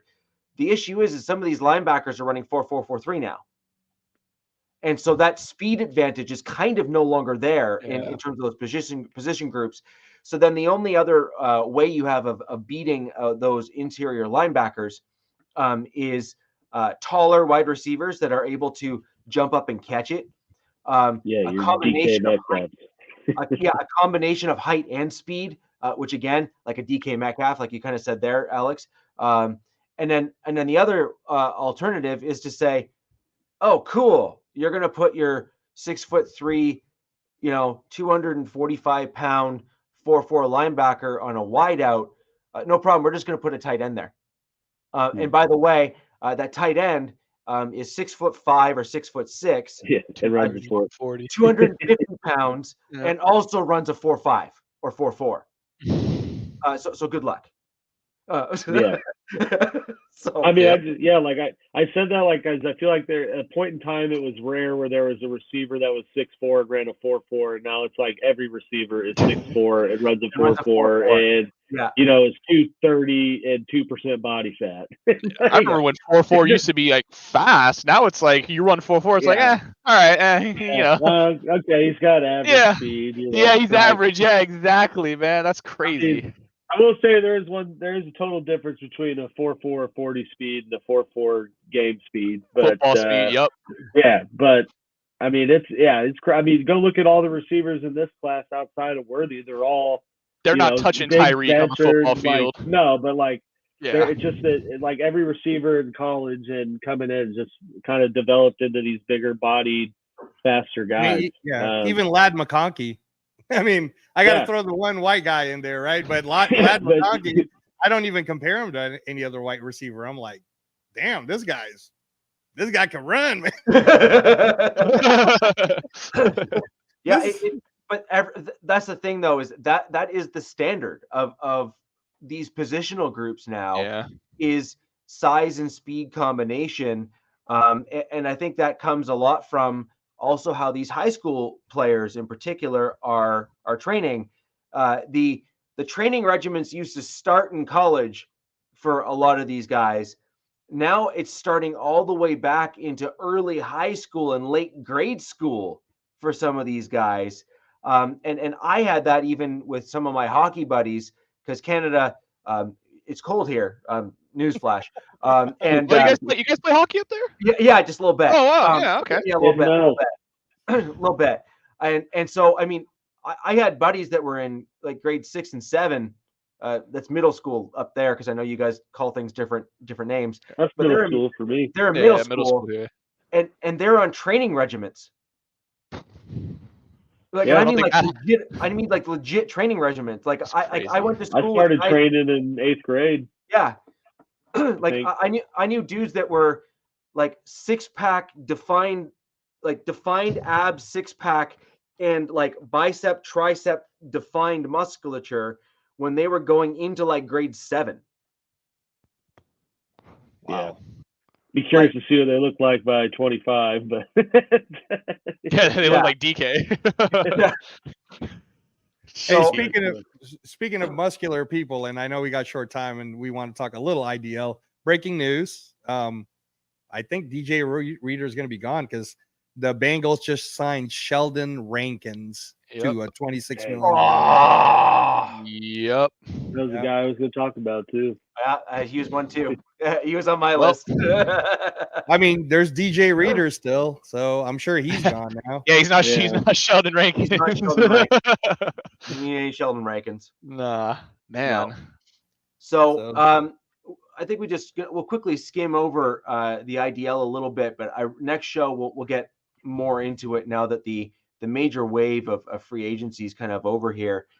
One thing that I think is a great transition to this that all of you who are joining us now will certainly appreciate.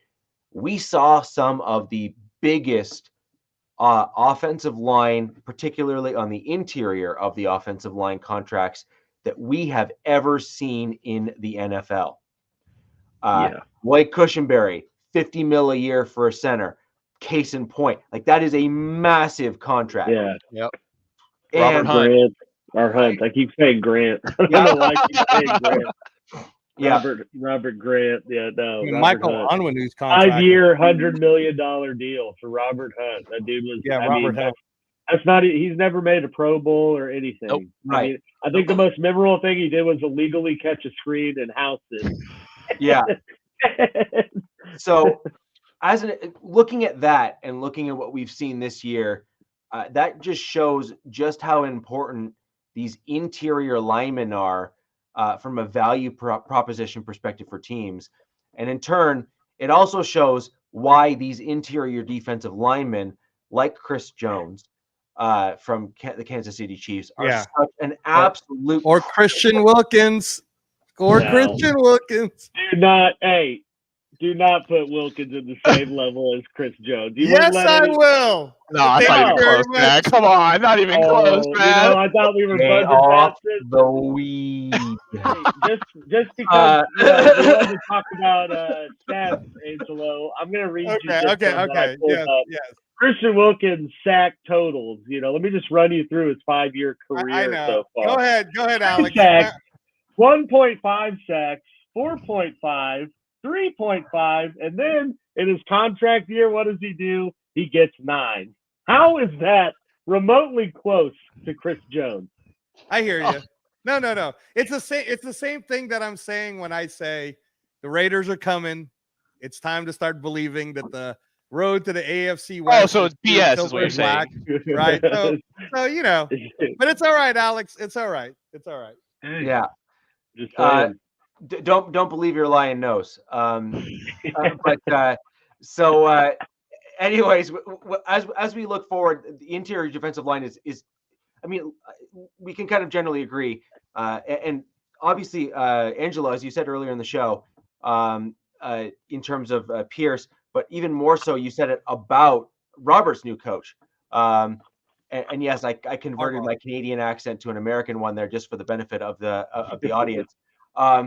Which was, my coach, Sean Payton, is in the same mindset as Robert's coach is. And actually, low key, so is Andy Reid. Andy Reid is very big into offensive linemen and putting the trenches together to ensure his quarterbacks stay upright. And obviously, you have Harbaugh, who's, that's literally his MO, is building the trenches from the inside out. Pierce is... We'll see kind of where he lands on that, although some of your signings are certainly showing that he is perhaps in that same mindset. But he definitely said it. He says he wants to go back to the old Raider way, which, as you know, I had a whole 20 minutes soliloquy in the history lesson this week. So we'll see if he is able to piece together the people by pointing them out, or if it's more of a vision without direction kind of thing, where he wants to do the thing but doesn't necessarily identify the right talent for the right spot. So we'll kind of see where that lands for Pierce, because that is a risk when you have a rookie head coach, which is they know what they want to do, but they may not actually know how to do it, and that can sometimes be a challenge.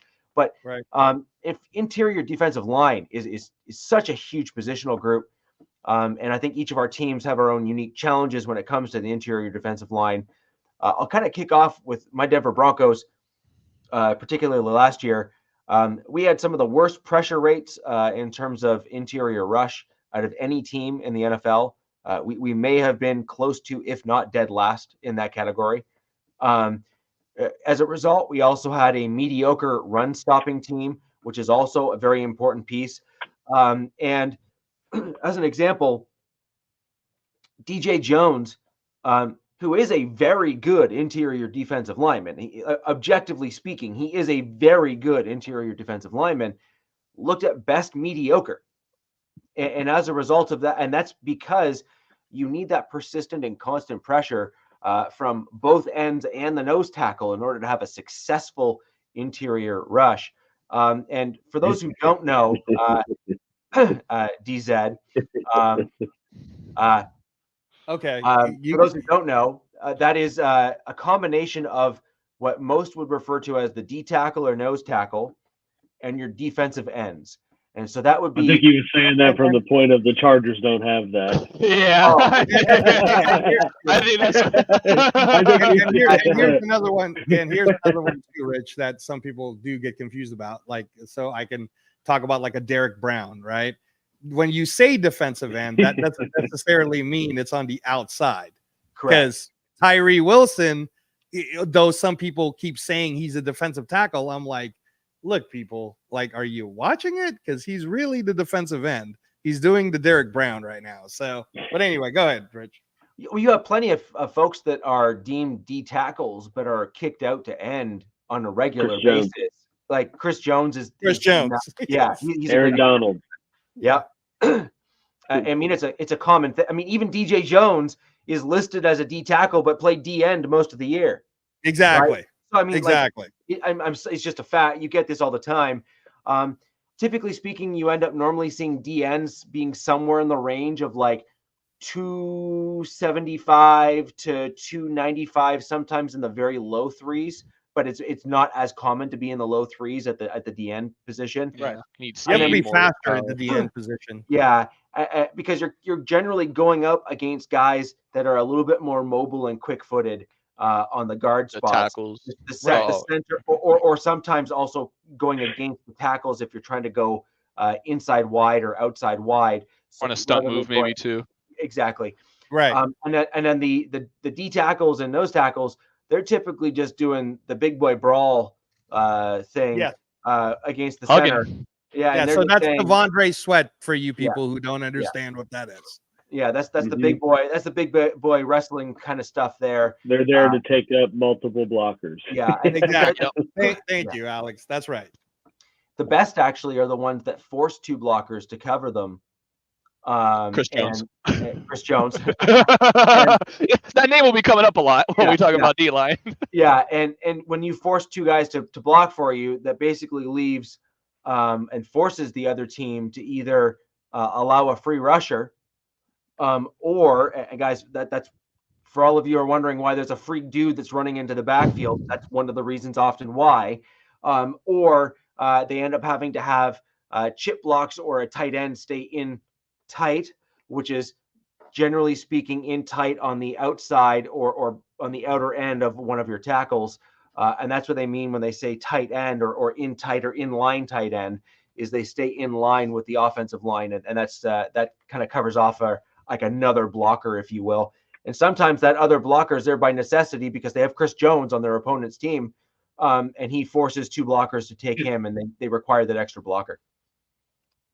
So the Denver Broncos didn't really have that interior rush, that interior pressure from the D-line, which allows or forces rather the quarterback to often reset their feet and have to will not be able to then climb the pocket.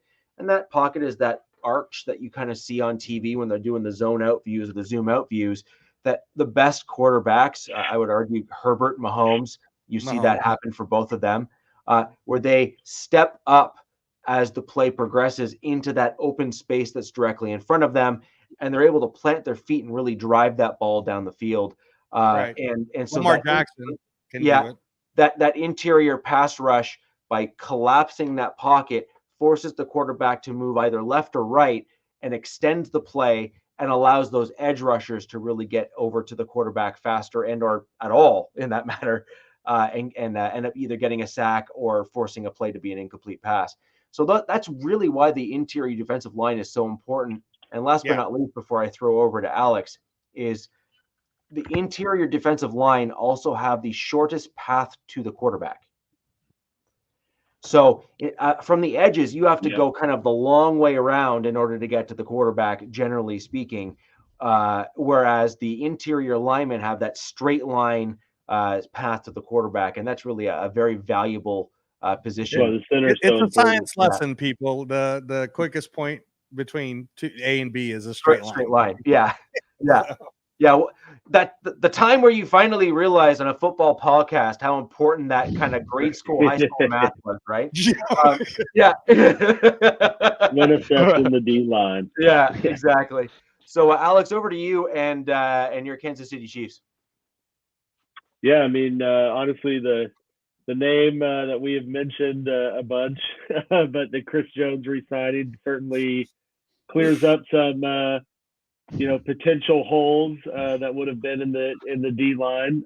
So I mean that certainly changed the landscape of how they needed to approach the offseason. Looking at who they haven't re-signed, I mean they still have about two D tackles and a DN that they are potentially losing to free agency. Derek Nandi, Deshaun Wharton, and Mike Dana, all three are were big contributors in one way or the other. Wharton and Dana definitely contributors in the pass game. As well as overall, Derek Nandi has kind of been your peripheral, big-bodied, gets off the field once it's third down type guys. But nonetheless, I mean, still some holes to fill, regardless of signing Chris Jones or not. They're still looking at the free agents. There's still a bunch of guys out there that I think will help, fill the depth they need at a reasonable price. There's plenty of guys have signed, but there's still some decent contributors. So it'll be interesting to see how they, make what moves they make and who they bring in, whether that be in the draft, addressing line in the draft a little earlier or not. But I do, expect them to at least bring in 3 or 4 more, D tackle, D end type guys to just build out that depth. I mean, got Karlaftis, who's been producing and should continue to produce now that Chris Jones is there. Spent a first-round pick on Felix Inadike Uzoma last year, which, don't really had some good moments on tape and some bad, but, still a first-round pick and was a decent product coming out of college. So, I don't think they need to, go, reinventing the wheel on bringing anyone in terms of into the D-line group. Just because, like I said, they did sign Chris Jones. They didn't sign Chris Jones. Certainly a lot more things that would need to be done. But, making sure that he stays with the franchise and finishes his career as a Chief, certainly makes things a little easier. Yeah, I definitely agree with that. But, I'll be quick. I'll be quick on mine. Already time to talk Hey, Robert, about it. actually, I want to ask you, and I know this is an IDL anyways, but if you could talk about it a little bit. You have until tomorrow to get rid of Joey Bosa, so what's going to happen there? We're cutting him. He's gone. Yeah, if we don't find a trade partner for him, he's gone. Yeah. That hurts, right, Rich? There's just no point. There's no point to re-sign him. We approached him, asked him to take a pay cut. Dude said no. Max said yes, so that just goes to show you everything you need to know about him. So you don't want to play here, you don't want to play here. Going to the 49ers maybe for some draft picks? I would love to send him to the 49ers for that comp pick. The Niners have 4 extra compensatory. You have a third, a fourth, a fifth, and a sixth. Yeah, compensatories. Yeah, so I'll take that third or that fourth, happily. But yeah, just to touch on the defense, obviously. It's been, well, as DZ said, it's been very rough to watch the Chargers' interior pass rush because it's been basically non-existent. We are hopefully going to see some changes with that in the draft. I really don't see us going after anybody in free agency as far as D-tackle. We kind of spent our money, I think, already. We're going to save the rest of it for our picks. But just to throw out one name that I would love to see them somehow get, if they can get Braden Fisk from Florida State in their second round, I think that would be a fantastic pick for them. That would be an early. That you'd be using it early. Yeah, or you trade back into the second round. You move up with your third, because I also want us to take a center. Because seeing what these D tackles are in the division, I want a damn center, because that is terrifying. Jackson Powers Johnson at number 5. People, you heard it. Get out of here.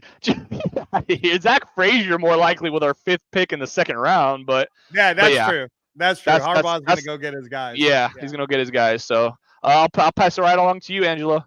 Oh, no, that was it. No, I mean, it's the not Chargers much. IDL sucks so bad. That it's pretty rough out there.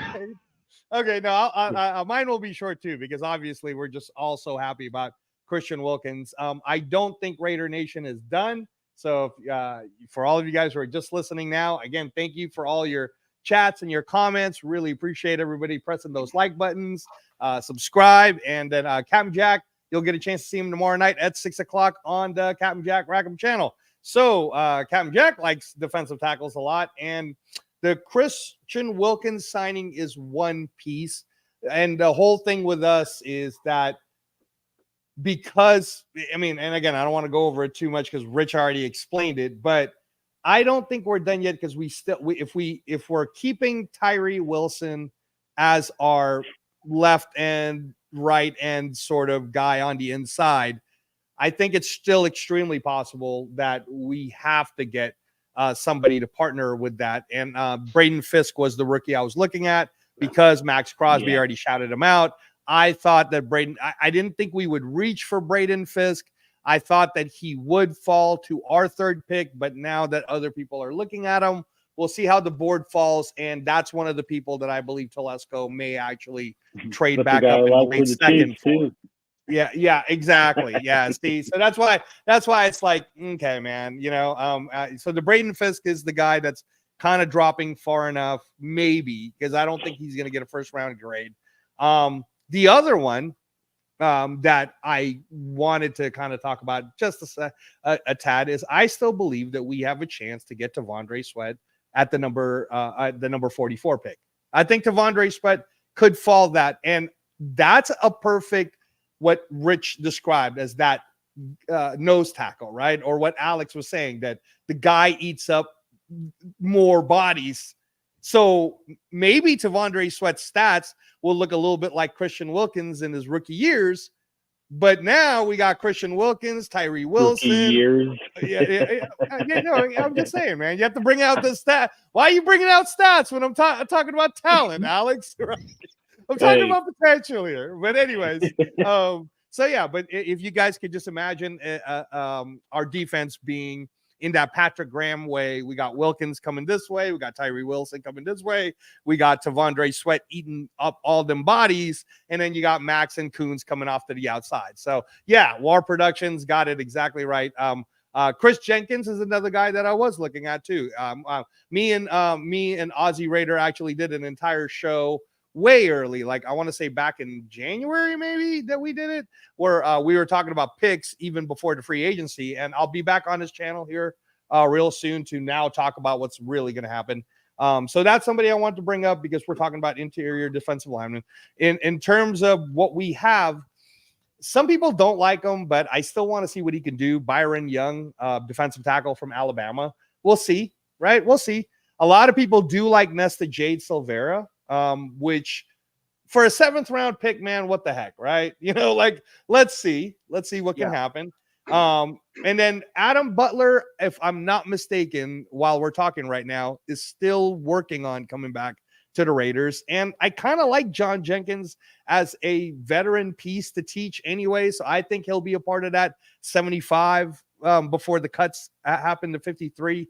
And then the one interior defensive lineman I want you guys to pay attention to that we do have under contract is this kid by the name of Marquan McCall, defensive tackle, 6'3", 350 pounds, from Kentucky. He's only 25 years old. And he's slow. He's a 2-down defensive tackle. I get it. But he's big boy. And he's no Tavondre Sweat. But now that we have a Christian Wilkins and we have a Tyree Wilson, I could see this kid actually making it up to that 53-man roster as that possible kind of like, if we don't draft someone, right? Like he's learning right now to reserves contract. He might even be still practicing right now. And then again, man, I guess we'll see what happens. I was hoping that we could have gotten DJ Reader on the cheap because he's coming off the quad injury anyways, right? So maybe we can get somebody like that. But in terms of interior defensive line, no, that's about it for me. Not really. The most exciting thing again is what we already talked about today, and that NASCAR package is going to be crazy. Which is why also everybody should be paying attention to O-line, because the Chiefs need to build their O-line, much like the Raiders still need to build their O-line. that the massive signing. Oh, I know the Chargers, of course, need to build everything. Whatever. At least we don't gotta build our quarterback. And to be fair to Denver, Rich made some really good points that maybe they won't be that bad. Maybe with some of these moves that they're doing, maybe we're not seeing something that maybe letting Justin Simmons go and then having Jones replace him maybe was the good move. I don't know. But that doesn't mean anything though. So I'm gonna quickly go through the Broncos D line, and this is where I actually am genuinely concerned. I don't know how more directly I can say it. Like we're in trouble. Okay. So yeah. And so Rick is absolutely right. And Rick, again, watch the Trenches show on the Captain Jack channel. We talked about it. Yeah. So and we kind of dug into that both last week and the early part of this show as well. But I'm going to quickly go through a couple names with my Denver Broncos. So I'm going to start off with the new signing, Malcolm Roach. Got him on a 2-year deal. He is a defensive end, a run-stopping defensive end, generally speaking, which is fine and good. But run-stopping defensive end is not a pass-rushing defensive end. And you want a guy that can typically do both. Roach is generally a run-stopping defensive end, which is fine and good, but not what you really want in order to truly collapse that pocket. DJ Jones is another guy. Love him. Great guy. I think he was a great signing. In truth, honestly, he's listed as a D tackle, but we kicked him out to DN last year, and he actually did better there. Now, this is really where it gets super dicey for the Denver Broncos. Looking at their current depth chart as it sits right now, we have Elijah Garcia, who is a rookie, and Jordan Jackson, who is a rookie. Robert's cousin.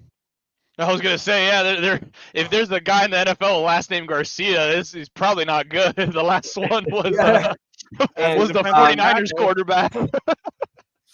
and that's it. Oh man, that's rough. We also is it that you guys are going to address it on the draft then, right? We also have Wazarike, who was supposed to be a decent player, decided to get himself into some trouble. Oh, supposed to be good. Yeah, decided to go ahead and get himself supposed to be good, Alex?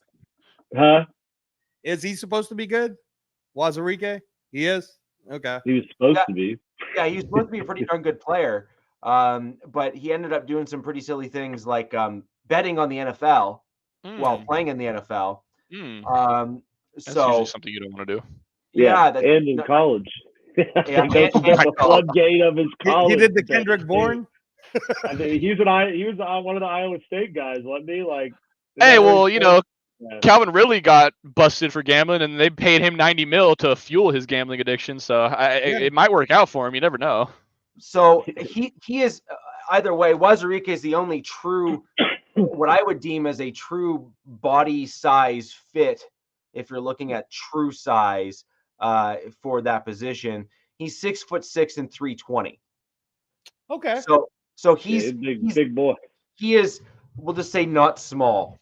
Okay. Space. That dude takes up space. Yeah, and so we have to see if he has been training, if he's kept up with things and done all the stuff and kind of, been learning the playbook while he's been away from the team. So, I mean, if he turns out and turns up to be that guy and maybe beats out, say, Garcia for that interior spot, great. But it still doesn't fix the DNs. And the DNs, ultimately, a lot of the guys we have are space eater / kind of bodies in spot. So you got Zach Allen and Henningsen are really the only guys that have had any real rushing success in the NFL, and even that it hasn't been spectacular. And aside from that, so really what I'm getting at here is we've made a couple offseason moves, largely in the run game, but not a tremendous amount of proof as in proven talent. So unlike Angelo there, I am more objective in my guys. Show me first, and then I can believe it. Until you show me, you're likely going to not get me in your corner. And so that's where I'm at with my Denver Broncos on the D line, which is we've made some moves. Some guys have proven themselves, and I kind of already know what they can do. But in order for me to truly believe that kind of our woes or the shortfalls are addressed, I need to see it on the field. I haven't seen any of these guys do it on the field for any sustained period of time. And the draft is coming up. And I think that we'll have to perhaps look at some of the same guys, actually, Angelo, you mentioned there. Yeah, no, I was going to ask you that. So quick question for you. I was thinking that Peyton would probably look at a guy, if you guys don't know who he is, Roque Oro, because I think he can be stolen into fourth. He's the Clemson guy. But at number 12, and I know we talked about Fuaga, right? But at number 12, would Peyton really take – I mean, I don't think he's going to go with J.J. McCarthy, but whatever, man. I don't know. We'll see. But would he really – pass up Byron Murphy at 12, knowing what you know right now, Rich, based on what Denver has? I think so. This is where the challenge comes for me, which is if you're asking Peyton, like Peyton purely, yes, I think he would. And I think the reason why he would is, you want J.J. McCarthy. I almost guarantee Sean Payton saying, "Look, we went 8-9 with my scheme, and Russ sucks. Like, let me get my guy." I'm sure that's what he's saying. Like, I just need to get my guy, and we're 12-4. Because there's a traction about the J.J. McCarthy going to 12. Man, that's crazy. There was traction about J.J. McCarthy going to 4 or going to 3. I mean, that's the Will Levis smoke, man. Stop. But the thing is that you're talking about an interior defensive lineman who is very good. Don't get me wrong. But that's the guy that I mentioned even last week or the week before. So you already know kind of where my thoughts are on him. But the question here is positional value. And I mean true positional value. And Robert, as I mentioned, though, the ranking of those positional groups in today's NFL, QB is number 1. Oh, yeah. And then left tackle. It's number 1.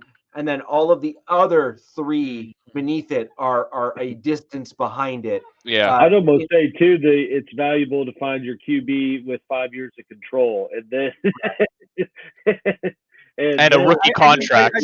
But I mean, yeah. I mean, and again, I don't want to get too long-winded, but I'm trying to help Denver out. But I just feel like is Sean Payton smart enough to allow a trade down so that he could go get a quarterback a la Bonix or Penix or whoever, and also get a defensive tackle like a Chris Jenkins or a Devontae? I mean, is he smart enough, or is he so crazy that he's stubborn enough to not do it? To go get Caleb Williams.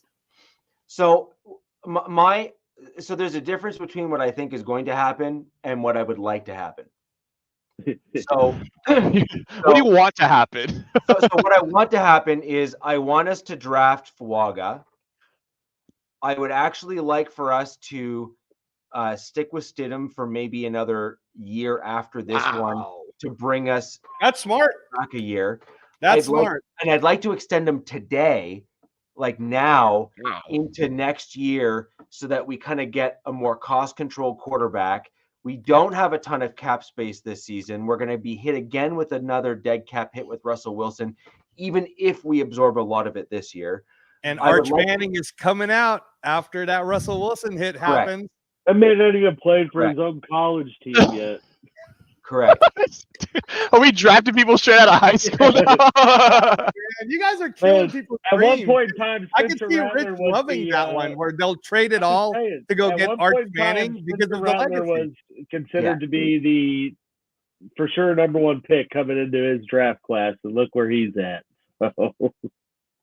You're so smug, man. You're killing Rich's dreams. It is not uncommon though in today's college, just the way things work, where even elite level college quarterbacks, because they're all like these dudes are throwing like 7,000 yards a season, and so they're getting so much practice in throwing the ball that even guys that are coming out of high school that are elite, and Arch Manning in high school was elite. No, he's good, man. He's good. I know, I was just throwing shade. No, I know, but I'm just saying you're dealing with such like this is not of like the Elway era where you had like a dude like Elway that just looked like he was like a master classman compared to everybody else, or even Marino, for example, Marino, yep. who was looking just like, the prettiest ball you've ever seen thrown kind of thing, coming out of college. So effortlessly. Yeah, exactly. You're dealing They're with all these. doing that. They're all doing that. They're all dude, throwing like my that. high school now, they literally don't run the football. They throw the ball 90 times a game. And so they're like, dude, this quarterback threw for 7,000 yards. I'm like, yeah, he throws it 85 times. I would hope so. Yeah. And so where I'm getting at with that is if you're saying what I would like to see happen, I'd like to see us go Fuaga. I'd like to then see us Sweat. I'd like to then go with like a D lineman that can like eat space or something like that, maybe in the second round or third round. And then I'd like for us to get a running back in like the fourth or fifth kind of round kind of deal. That makes sense. And then I'd like to kind of backfill, maybe another D end or lineman from a small school, sort of like what we did with Miners, where you find a guy that you're questioning whether or not he can step up at the NFL level, but all of the intangibles and all of the stuff are showing that he could. And so you take him in like the mid-ladder rounds to guys kind of say it's worth it. And that's how I'd like us to build the team. So ultimately I don't want a quarterback this season. The other thing that a lot of people are forgetting in Denver, and I don't want to go too much longer here because we really should be having the show, but Stidham came in and played the Russell Wilson offense, which looked nothing like what Sean Payton actually likes to run. So transplant us into this year where we're going to be having a full off season of Sean Payton truly installing his offense with a quarterback that he intentionally targeted in the offseason last year because of the intelligence factor and the fact that he felt that he could run more of his style offense. Sounds like JJ McCarthy, guys. but I don't think McCarthy's going to be there further down in the draft because I think there's going to be a team that's going to trade right up to get him. Yep. Oh my gosh, you guys are killing me here, dude. I'm telling you, man, the McCarthy will not go before the 12th. He's going to go before 10. You're right. He won't go before 12. He'll go before 10. Oh my gosh. We saw. I'll leave it short. I'll leave it short because the show's got to end. We saw Josh Rosen go in the top 10. True. Actually, he might have been. So we saw Mitch Trubisky get Mitch Trubisky got traded up to 3. Trey True. Lance. They sent 3 first-round picks. True. Yeah. I mean, Sam Darnold, Zach Wilson. We saw Zach Wilson go number 2. Yeah. Yep. Okay. Teams will do what they want for their guy. I think McCarthy could certainly go that high if we start seeing 1 or 2 teams trade up, because that's only going to just light the fuel of, oh, this is a QB run, and then we're just going to see him go. Yep. How funny would it be if number 5 is McCarthy? Yeah. So anyways, move Chargers trade Herbert. Yeah. Harbaugh's getting this guy. So that's my general thought on how I'd like to see the Broncos go. Now, do I think we potentially go quarterback? Yeah, I think we could, but that's not what I want, because my challenge with going quarterback in the draft like this is we didn't see an O-line play particularly well in key moments. And when you get a rookie quarterback, they typically do their best when they're thrown directly into the fire. Is that quarterback going to be able to process a Sean Payton offense, which is known to be complex? There's a few question marks there, which I think you really need to answer first. And in my opinion, the best model to do it is the way the Chiefs have done it, where you get a veteran guy that's kind of ahead of your guy. You play the veteran guy for a year or 3/4 of a year, and then you bring in your rookie quarterback to kind of take over and then take the reins, or it's just like, it's a seamless transition. So, I mean, again, I hate to keep giving the Chiefs their due, but they really did do it right. And they did it right. Yeah, they did. Alex Smith to Mahomes was correct. I have to give him credit. Which is what you're saying. You're saying, let's go with Stidham and go get Arch Manning. Totally makes sense to me. Yes, exactly. So anyways, guys, that's it for today's show. I really appreciate you all for joining. For those of you who are joining us after the fact, click those like buttons, leave comments down below the video. We'll do our best to answer them. And if there's things we didn't cover on the show, leave those down below as well. And ladies and gentlemen, where the West Side is the best side. We'll see you next week. Peace. Fast lane when I pass in the street, bag of money in the passenger seat. Simcoe's been asking for me on the road from the west to the east. Way up, I might never come down, cause the coast racking up the flight miles. So high, I might never come down, so what, this is my lifestyle. Wait a minute.